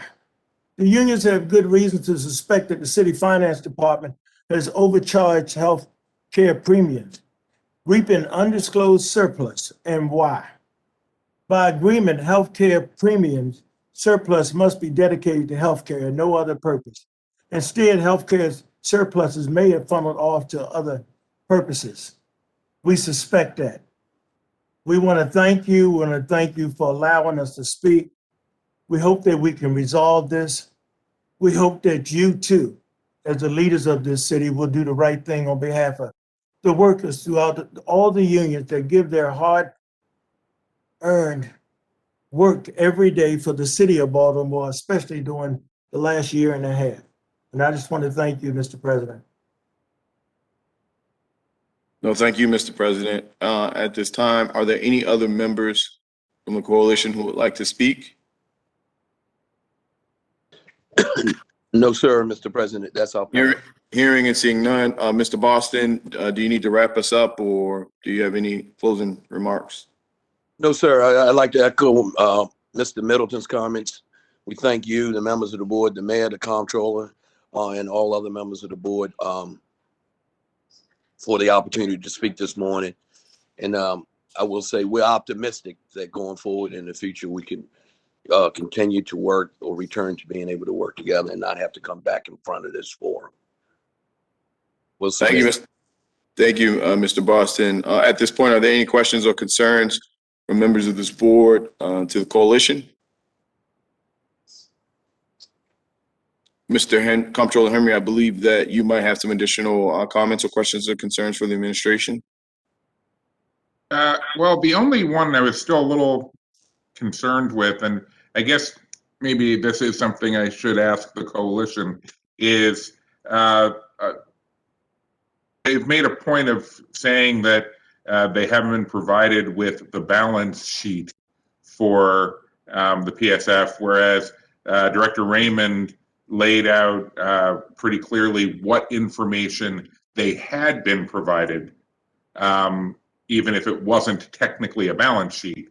And so what I was curious about is, and I know this might be getting into the weeds of the analysis, but was there a particular figure or set of figures that would have been on a balance sheet that was not part of what the administration disclosed, such that we should be asking the administration to share that information as well? I think Randy Hart would be best person to answer this question. Randy? Yes, the floor is yours. So, Comptroller Henry, he has the floor. He opened the question up for the coalition. So whoever's appropriate to answer, if someone wants to provide some secondary information, that's allowable as well. So, Mr. Hart, the floor is yours. Thank you, Mr. President. Mr. Comptroller, the income statement we were provided was for active employees and satellite employees only. Our agreement says the Premium Stabilization Fund is for actives and pre-65s. The pre-65s did run a surplus in 2020. We were shown data for that year, but we do not have a combined statement. That money should all be in one fund and per our agreement, not commingled. The city has in fact commingled those dollars into an OPEB account. That is contrary to our agreement. We need an accounting for actives and pre-65 in the Premium Stabilization Fund back to 2017 so we can verify the size of the fund and the need for margin in the rate setting. That's going to take time, and we're sensitive to that. We want to cooperate, and we can work on that in the next 90 days. If the city could compromise with us on our suggested COVID calculation, we can conclude all of this, I think, rather simply, or as you suggested, we could reproject with the most recent 12 months, but I'd rather us reach a compromise and move on. Thank you. Thank you. Mr. President? Yes, the floor is yours, Mr. Comptroller. In that case, I would turn that over to the administration, Director Raymond or Director Herbert. That seems like a pretty reasonable request of information. Is there a reason why we haven't provided it and a reason why we can't provide that now? Yeah, go ahead, Quentin. I think you're on mute. You're on mute. I apologize. I would again defer to Mr. Raymond on the financials. However, what I would like to say is that the level of data that has been provided, at least for the last 3 years, has been consistent. What I will say is that at this time last year, Mr. Hart was emphatic in stating that the data sharing between the city and labor was the best that it had been for a number of years. The data related to the balance was deemed appropriate last year, same level of reporting. However, this year, where there's disagreement about the rates for this plan year, all of a sudden this year, the information is not sufficient. We have provided them that level of information that they were provided last year when rates were set. What I will say is that all retiree benefits are paid out of the OPEB trust account. And I will defer to Mr. Raymond to discuss more specifically about those finances and how they are accounted and what is provided and how it is that labor has all of the data that they need with respect to what the city has taken in and what the city has paid out. Thank you, Director Herbert. First, I want to say that we have provided all of the data that has been requested by the Union Coalition. We provided pre-65 data and retiree data for calendar 20 to the coalition last Thursday.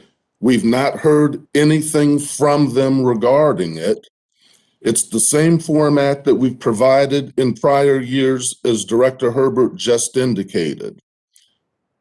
So we believe that we have provided the information that's required. A couple of other points. Again, we've provided all of the information required. We have not unreasonably withheld data. In terms of surpluses, there are no games or shenanigans with the accounting of the health insurance funds.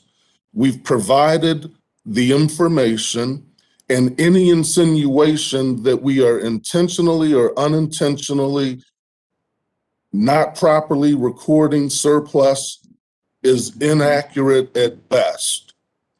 And no information has been provided to me from the unions to suggest otherwise. Now, in terms of annual surpluses, I stand by my comment that for calendar year 20, there was a shortfall of $3 million, which brought the fund balance down to $11 million. Now, a deficit, we have not gone into a true deficit.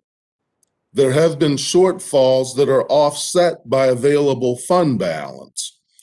The issue with these rates is it's the city's prerogative to determine what the rates should be in consultation with our actuary, because as we stated earlier, it's the city that bears the overwhelming responsibility if there is a shortfall or a deficit.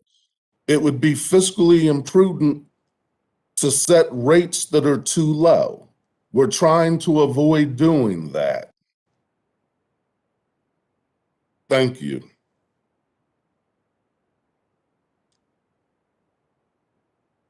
Mr. Hart, yes, I'll yield the floor to you to respond. Thank you. For the first time last spring, we saw the accounting with respect to the various funds that we had been requesting since 1 year post our 2017 agreement. Due to the ransomware attacks and other department issues within the other accounting issues within the finance department, we did not get that data until 2020. So I did comment, it's the best we've seen, because we saw absolutely nothing for the first 3 years of our agreement with respect to the accounting of these funds. Our agreement is very clear. There should be one premium stabilization fund for actives and pre-65 retirees. It is very clear. They should not be commingled funds. Mr. Raymond is saying he has shown us one health reserve for actives. He has shown us results for pre-65s, but that is in another fund. If you combine the pre-65s with the actives for calendar year 2020, we have a surplus, not a deficit. Mr. Raymond is not speaking to the agreement we have and the factual numbers about surplus and deficit for 2020. 2020 had a surplus. And what it was for 19 and 18 and 17 has not been provided. And we don't want to belabor the health rate setting for 2022 on this matter. We can work that out in the next 90 days. We want to resolve the 2022 rates in a way that is fair for labor, fair for employees, fair and accurate for retirees, and does not put undue risk to the city. Again, let me remind everyone, this is a large, stable health fund that, to my knowledge, in the past 10 years has not had a deficit. And there are surplus funds for the city to go to if, in the extreme event, a deficit came about in 2022. So if we can merely compromise on the COVID adjustment, we can conclude this matter. Thank you very much. And Mr. Hart, I know you stated earlier, what's the total dollars and cents impact? You said 3 million plus what? What was the total amount? Well, the margin is worth 3.2 million, and we are in agreement that it can stay until we resolve our accounting issues. So it'll stay for 2022. The context, Mr. President, is this is a $199 million projected budget. So 3 million is in there for the safety of margin. We acknowledge it can stay despite the shortcomings of the PSF accounting. The 7.5% COVID adjustment is worth 9.7 million on the $199 million budget. The 5% compromise that we offered on Monday and got no answer to is worth 6.5 million. So there is a spread of roughly $3 million between labor and the city on the matter of rates for 2022. I hope that answers your question. Understood. No, you answered it. Thank you so much, Mr. Hart. At this point, I see the hand raised of Director Herbert, I think, in the response. So, Director Herbert, the floor is yours. Director Herbert, you're on mute. Got to keep remembering to press that mute button. Thank you, Mr. President. I don't want to belabor the point, but again, to say that this is only $3 million, this is $3 million that if we are short in our premium setting, that the city will bear the lion's share of that cost. And again, Mr. Hart in his communications has said, well, if you're short, you guys have ARPA money that you can use. That's not a plan, right? Those ARPA funds are being designated for other purposes, and we can't just, and we don't know that that would be a legitimate use of ARPA funds. So the plan for if there's a shortfall may not be a plan at all. And I also want to reiterate something that I don't think has been articulated in this discussion. In the past, where there have been surpluses, and in the past where there have been windfalls for the city has offered employees premium holidays and done things to push some of that money back into our employees' pockets, right? We can't do that if we're short. We can't go to employees in October and say, you know, we've exhausted all of the premium. We need you to give an extra $30 a pay to get us over in the health benefit till the end of the year. We can't do that. What we can do is when we set rates next year, if there is a surplus, if the utilization is such that it doesn't rise, and we see a surplus, that will positively impact employees in the rate setting process for next year. And we saw that this year. What we saw this year is last year we saw a projected rate increase of 15%. The city absorbed half of that and subsidized half of that for our employees. If all things remained equal, we should be looking at a 7.5% increase this year. We aren't. We're talking about a 3.6% increase because the utilization was so low that we didn't project at that level that we were expecting this time last year before we were impacted by COVID. If we are not setting the rates properly to the deficit, the city will own all of those claims that exceed premium at a rate of 100%. I want to stress that. And then the way that the city would recoup that would be when the rate setting takes place next year, that the rate setting would try to recoup that loss and adjust for any necessary increases. And I also want to say that there's been a lot of talk about what other jurisdictions are doing and what Baltimore County is doing. Baltimore City stayed flat. Our health benefits stayed flat. when many of our neighbors saw double-digit increases. So no one was coming and complaining when we were saving our employees money, when their counterparts in other jurisdictions were seeing 15 and 16% rate adjustments, and Baltimore City was remaining flat. I think that we would be, as Director Raymond indicated, fiscally imprudent to not follow the advice of our actuary, who has suggested that this is an appropriate rate and appropriate level to safeguard the city. And with that, I will submit. Thank you. Thank you, Director Herbert. At this point, the floor is still yours, Mr. Comptroller. I appreciate that, Mr. President. Thank you. I don't think I have any more questions to ask. Everything, I think, has been laid out. I think both sides have clearly expressed where they are and why. So thank you very much. Thank you.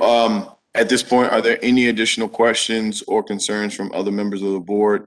I see, Mr. Hart, I see your hand raised, so I want to make sure that you get the right opportunity for rebuttal. So, Mr. Hart, since you've been the speaker for the coalition, I'll allow you to speak.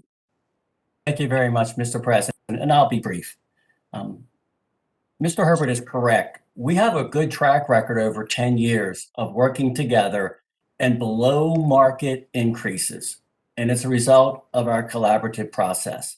In fact, it was labor in the early years of our working together that really requested and drove the need for a pharmacy RFP.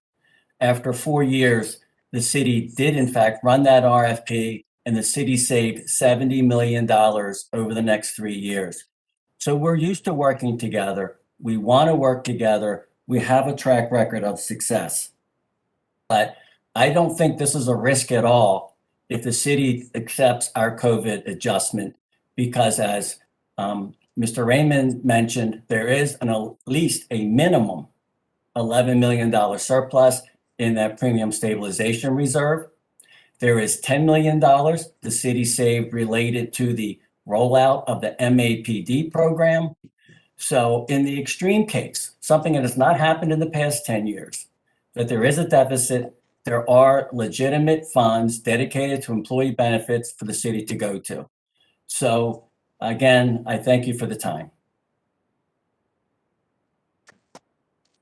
No, thank you. At this point, are there any additional questions or concerns from other members of the board? Hearing and seeing none, is there any recommendation on how we should proceed? I move that we approve DHR's request for rate increases for plan year 2022. Second. There's a motion on the floor to approve DHR's plan for rate increases, and it's been properly seconded. All those in favor, please say aye. Aye. All those opposed, please say nay. Nay. Please note that there's a 3-2 vote, 2 in the affirmative, 3 in the affirmative, 2 in opposition. This item is approved. Seeing there's no, are there any additional questions or concerns from members of this board? Seeing there's no new business before the desk, this board will recess until bid opening at 12 noon. The Board of Estimates will recess next week and will reconvene Wednesday, August the 25th at 9 a.m. I would like to thank everyone for tuning in. Baltimore, we love you.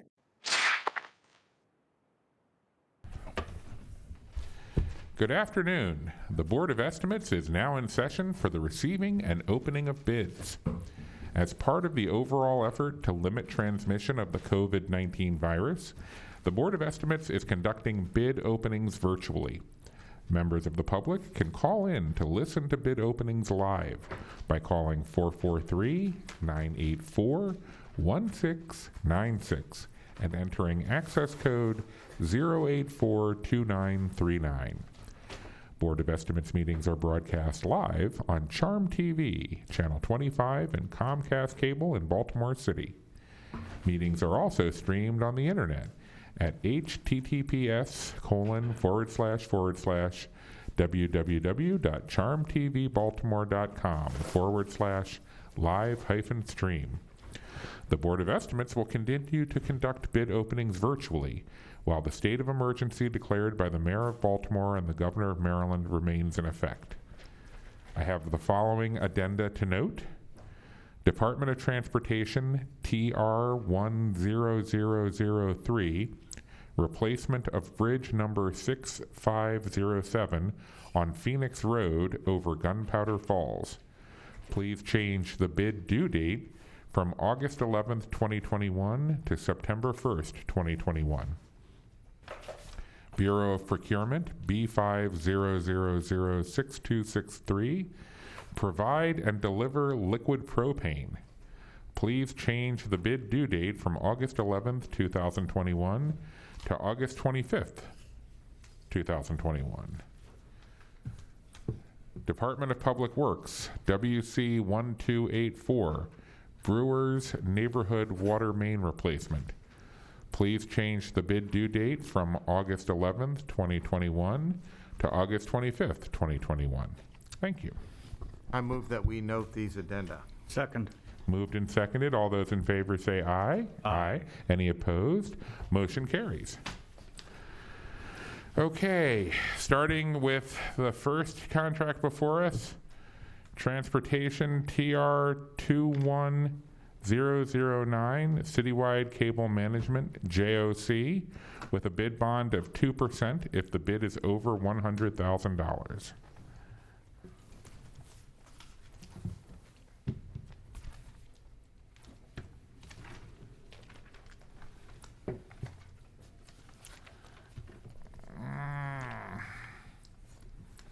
Yeah.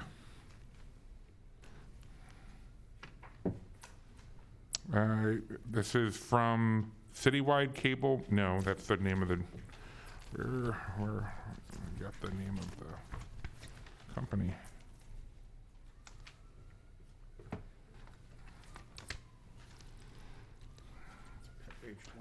Allied. Okay, this bid is from Allied Contractors Incorporated.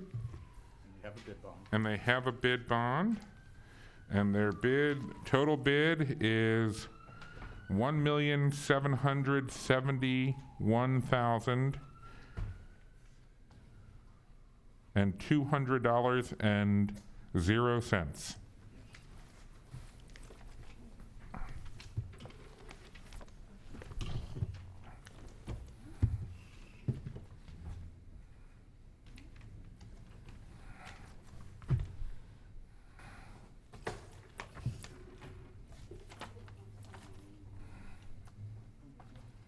Page 21. Yeah. Surprised it's not on the other ones later. 21.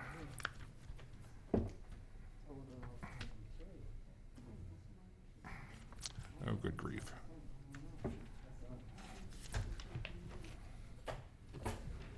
Nope. I'm clearly in the wrong section because 21 had. Addendum number 1, page 21. Addendum number 1?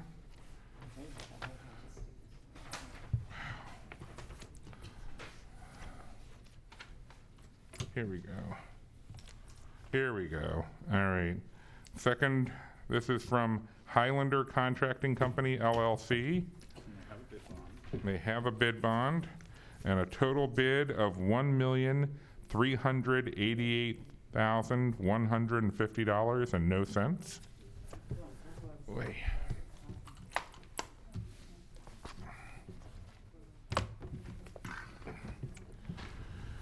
This is from KCI Construction Services.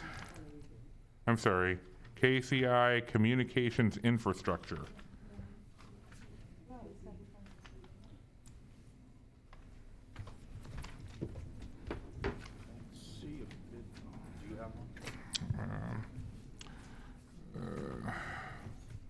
Yes. I have a bid bond from Tokyo Marine HCC.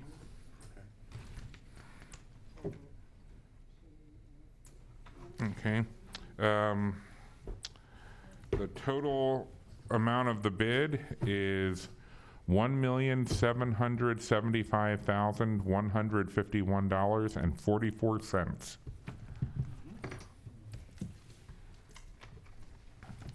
Check that last sign, little, yeah. This one? Yeah. That, yep, next page. Yep, one more. That. This one? Yeah, that's what I was going off of. Yep, that's Yeah, it. okay, Yeah. all right. Hey, next one. Oh, goodness.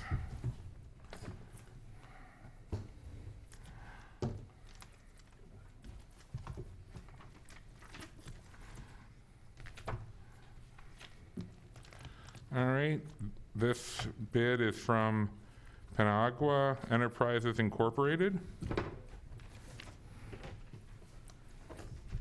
have a bid on. With a bid bond and a total bid of $1,251,875 and no cents. All right, that's what we've got. So I move that we refer these to the Department of Transportation for tabulation and report. Second. Moved and seconded. All those in favor say aye. Aye. Any opposed? Motion carries. Next contract is procurement B50006136, fencing installation, maintenance, and repair. No applicable bid bond. I think. This bid is from Sparks Quality Fence Company. Oh, I think this. oh, is this a second one? I think Okay. it's another bid. Okay, well, we'll do them in that order then. Does it matter? No, I don't think so. Okay. So in that case, copy two. All right. So this bid is from Sparks Quality Fence Company with a total bid price of $551,771.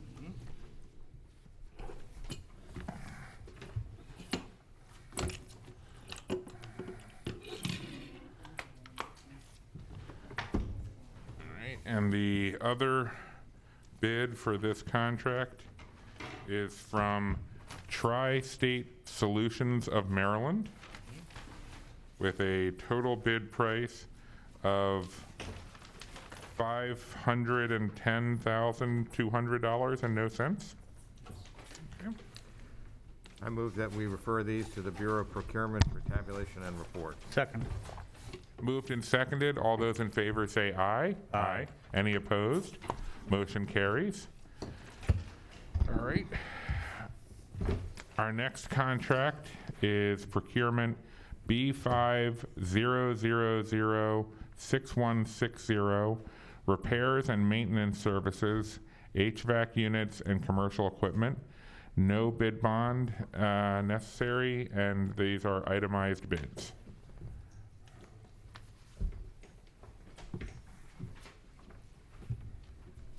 So the first bid is from J.F. Fisher Incorporated.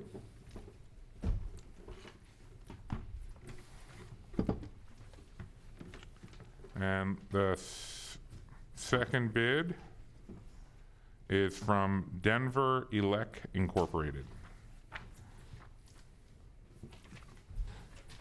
So I move that these be referred to Bureau of Procurement for tabulation and report. Second. Moved and seconded. All those in favor say aye. Aye. Aye. Any opposed?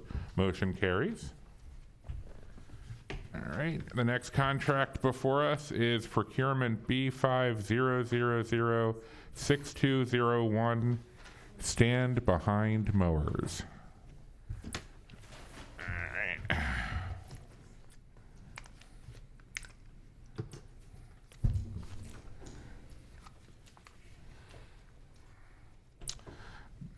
All right. This is And no bid bond, right? no bid bond. This is from Gambrill's Equipment and Company Incorporated. And I've got a total a bid of $66,792. Yep. Okay.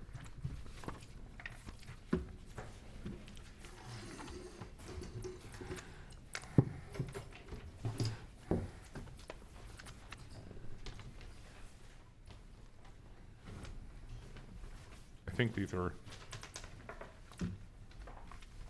is that another duplicate or? Yep. Okay. All right. The next bid is from Metro Bobcat Incorporated with a total bid of $60,087.28. I move that we refer these to the Bureau of Procurement for tabulation and report. Second. Moved and seconded. All those in favor say aye. Aye. Any opposed? Motion carries. The next contract is procurement B50006214, repairs and maintenance services, central chilled water system. There is no bid bond, and this is another itemized bid.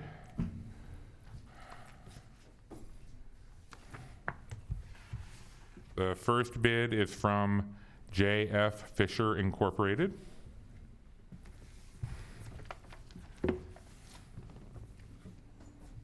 And the second bid is from Denver Elec Incorporated. I move that we refer these to the Bureau of Procurement for tabulation and report. Second. Moved and seconded. All those in favor say aye. Aye. All those opposed? Motion carries.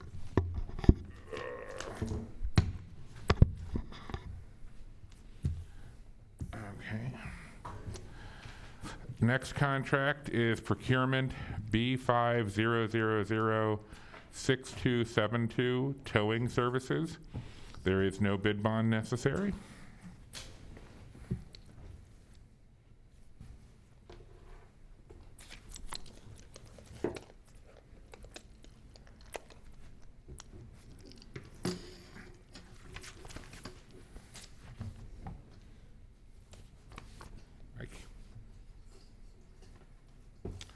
Not sure if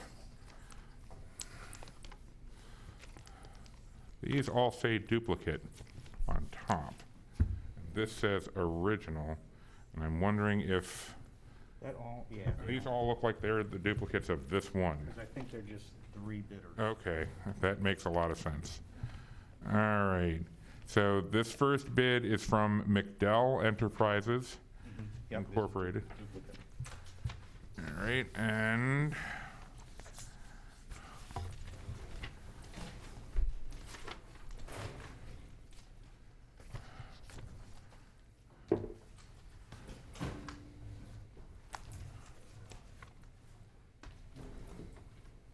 having trouble locating the bid sheet. Please stand by.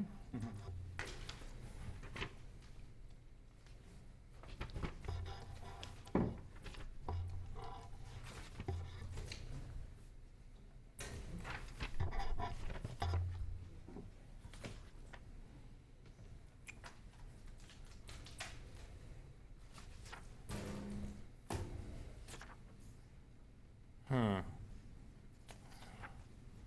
I'm seeing a number of totals, bid price sheet, okay. I think these might be another itemized bid. I think because they have different pages with totals, that we would just read the name. Yeah, okay. So, yes, so these are also going to be itemized bids. So the first bidder was McDell Enterprises. What's that? Okay, yep, yeah.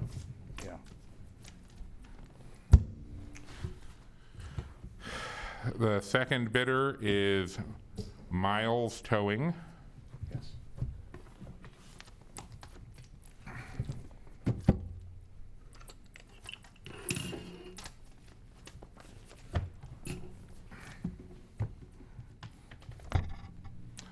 The third bidder is the Auto Barn Incorporated.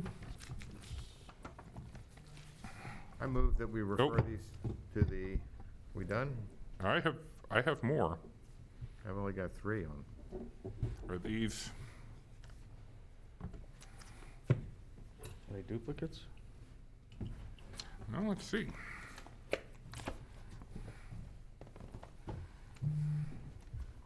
Yep. Well, they are additionals, but this is also for the Auto Barn, even though it's still filled in by hand.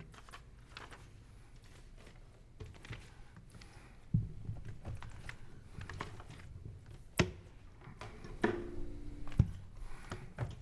is the Audubon as well. Okay, Autobahn sent many copies. I move that we refer these to the Bureau of Procurement for tabulation and report. Second. Moved and seconded. All those in favor say aye. Aye. Any opposed? Motion carries.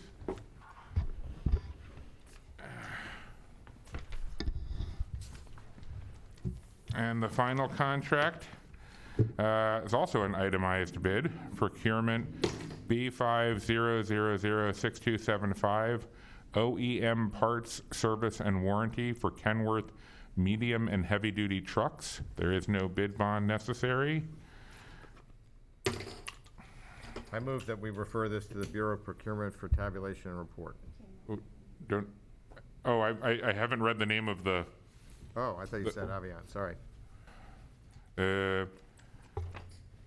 Aviant, the bid, we have a bid from Aviant Chesapeake Trucks LLC, All Roads Trucks LLC. I still move that.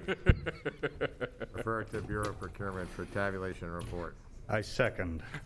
Moved and seconded. All those in favor say aye. Aye. Any opposed? Motion carries. That being all of the business before us, I will note that the Board of Estimates will stand in recess next week and will reconvene on Wednesday, August 25th at 9 a.m. Thank you very much and stay safe. Thank you.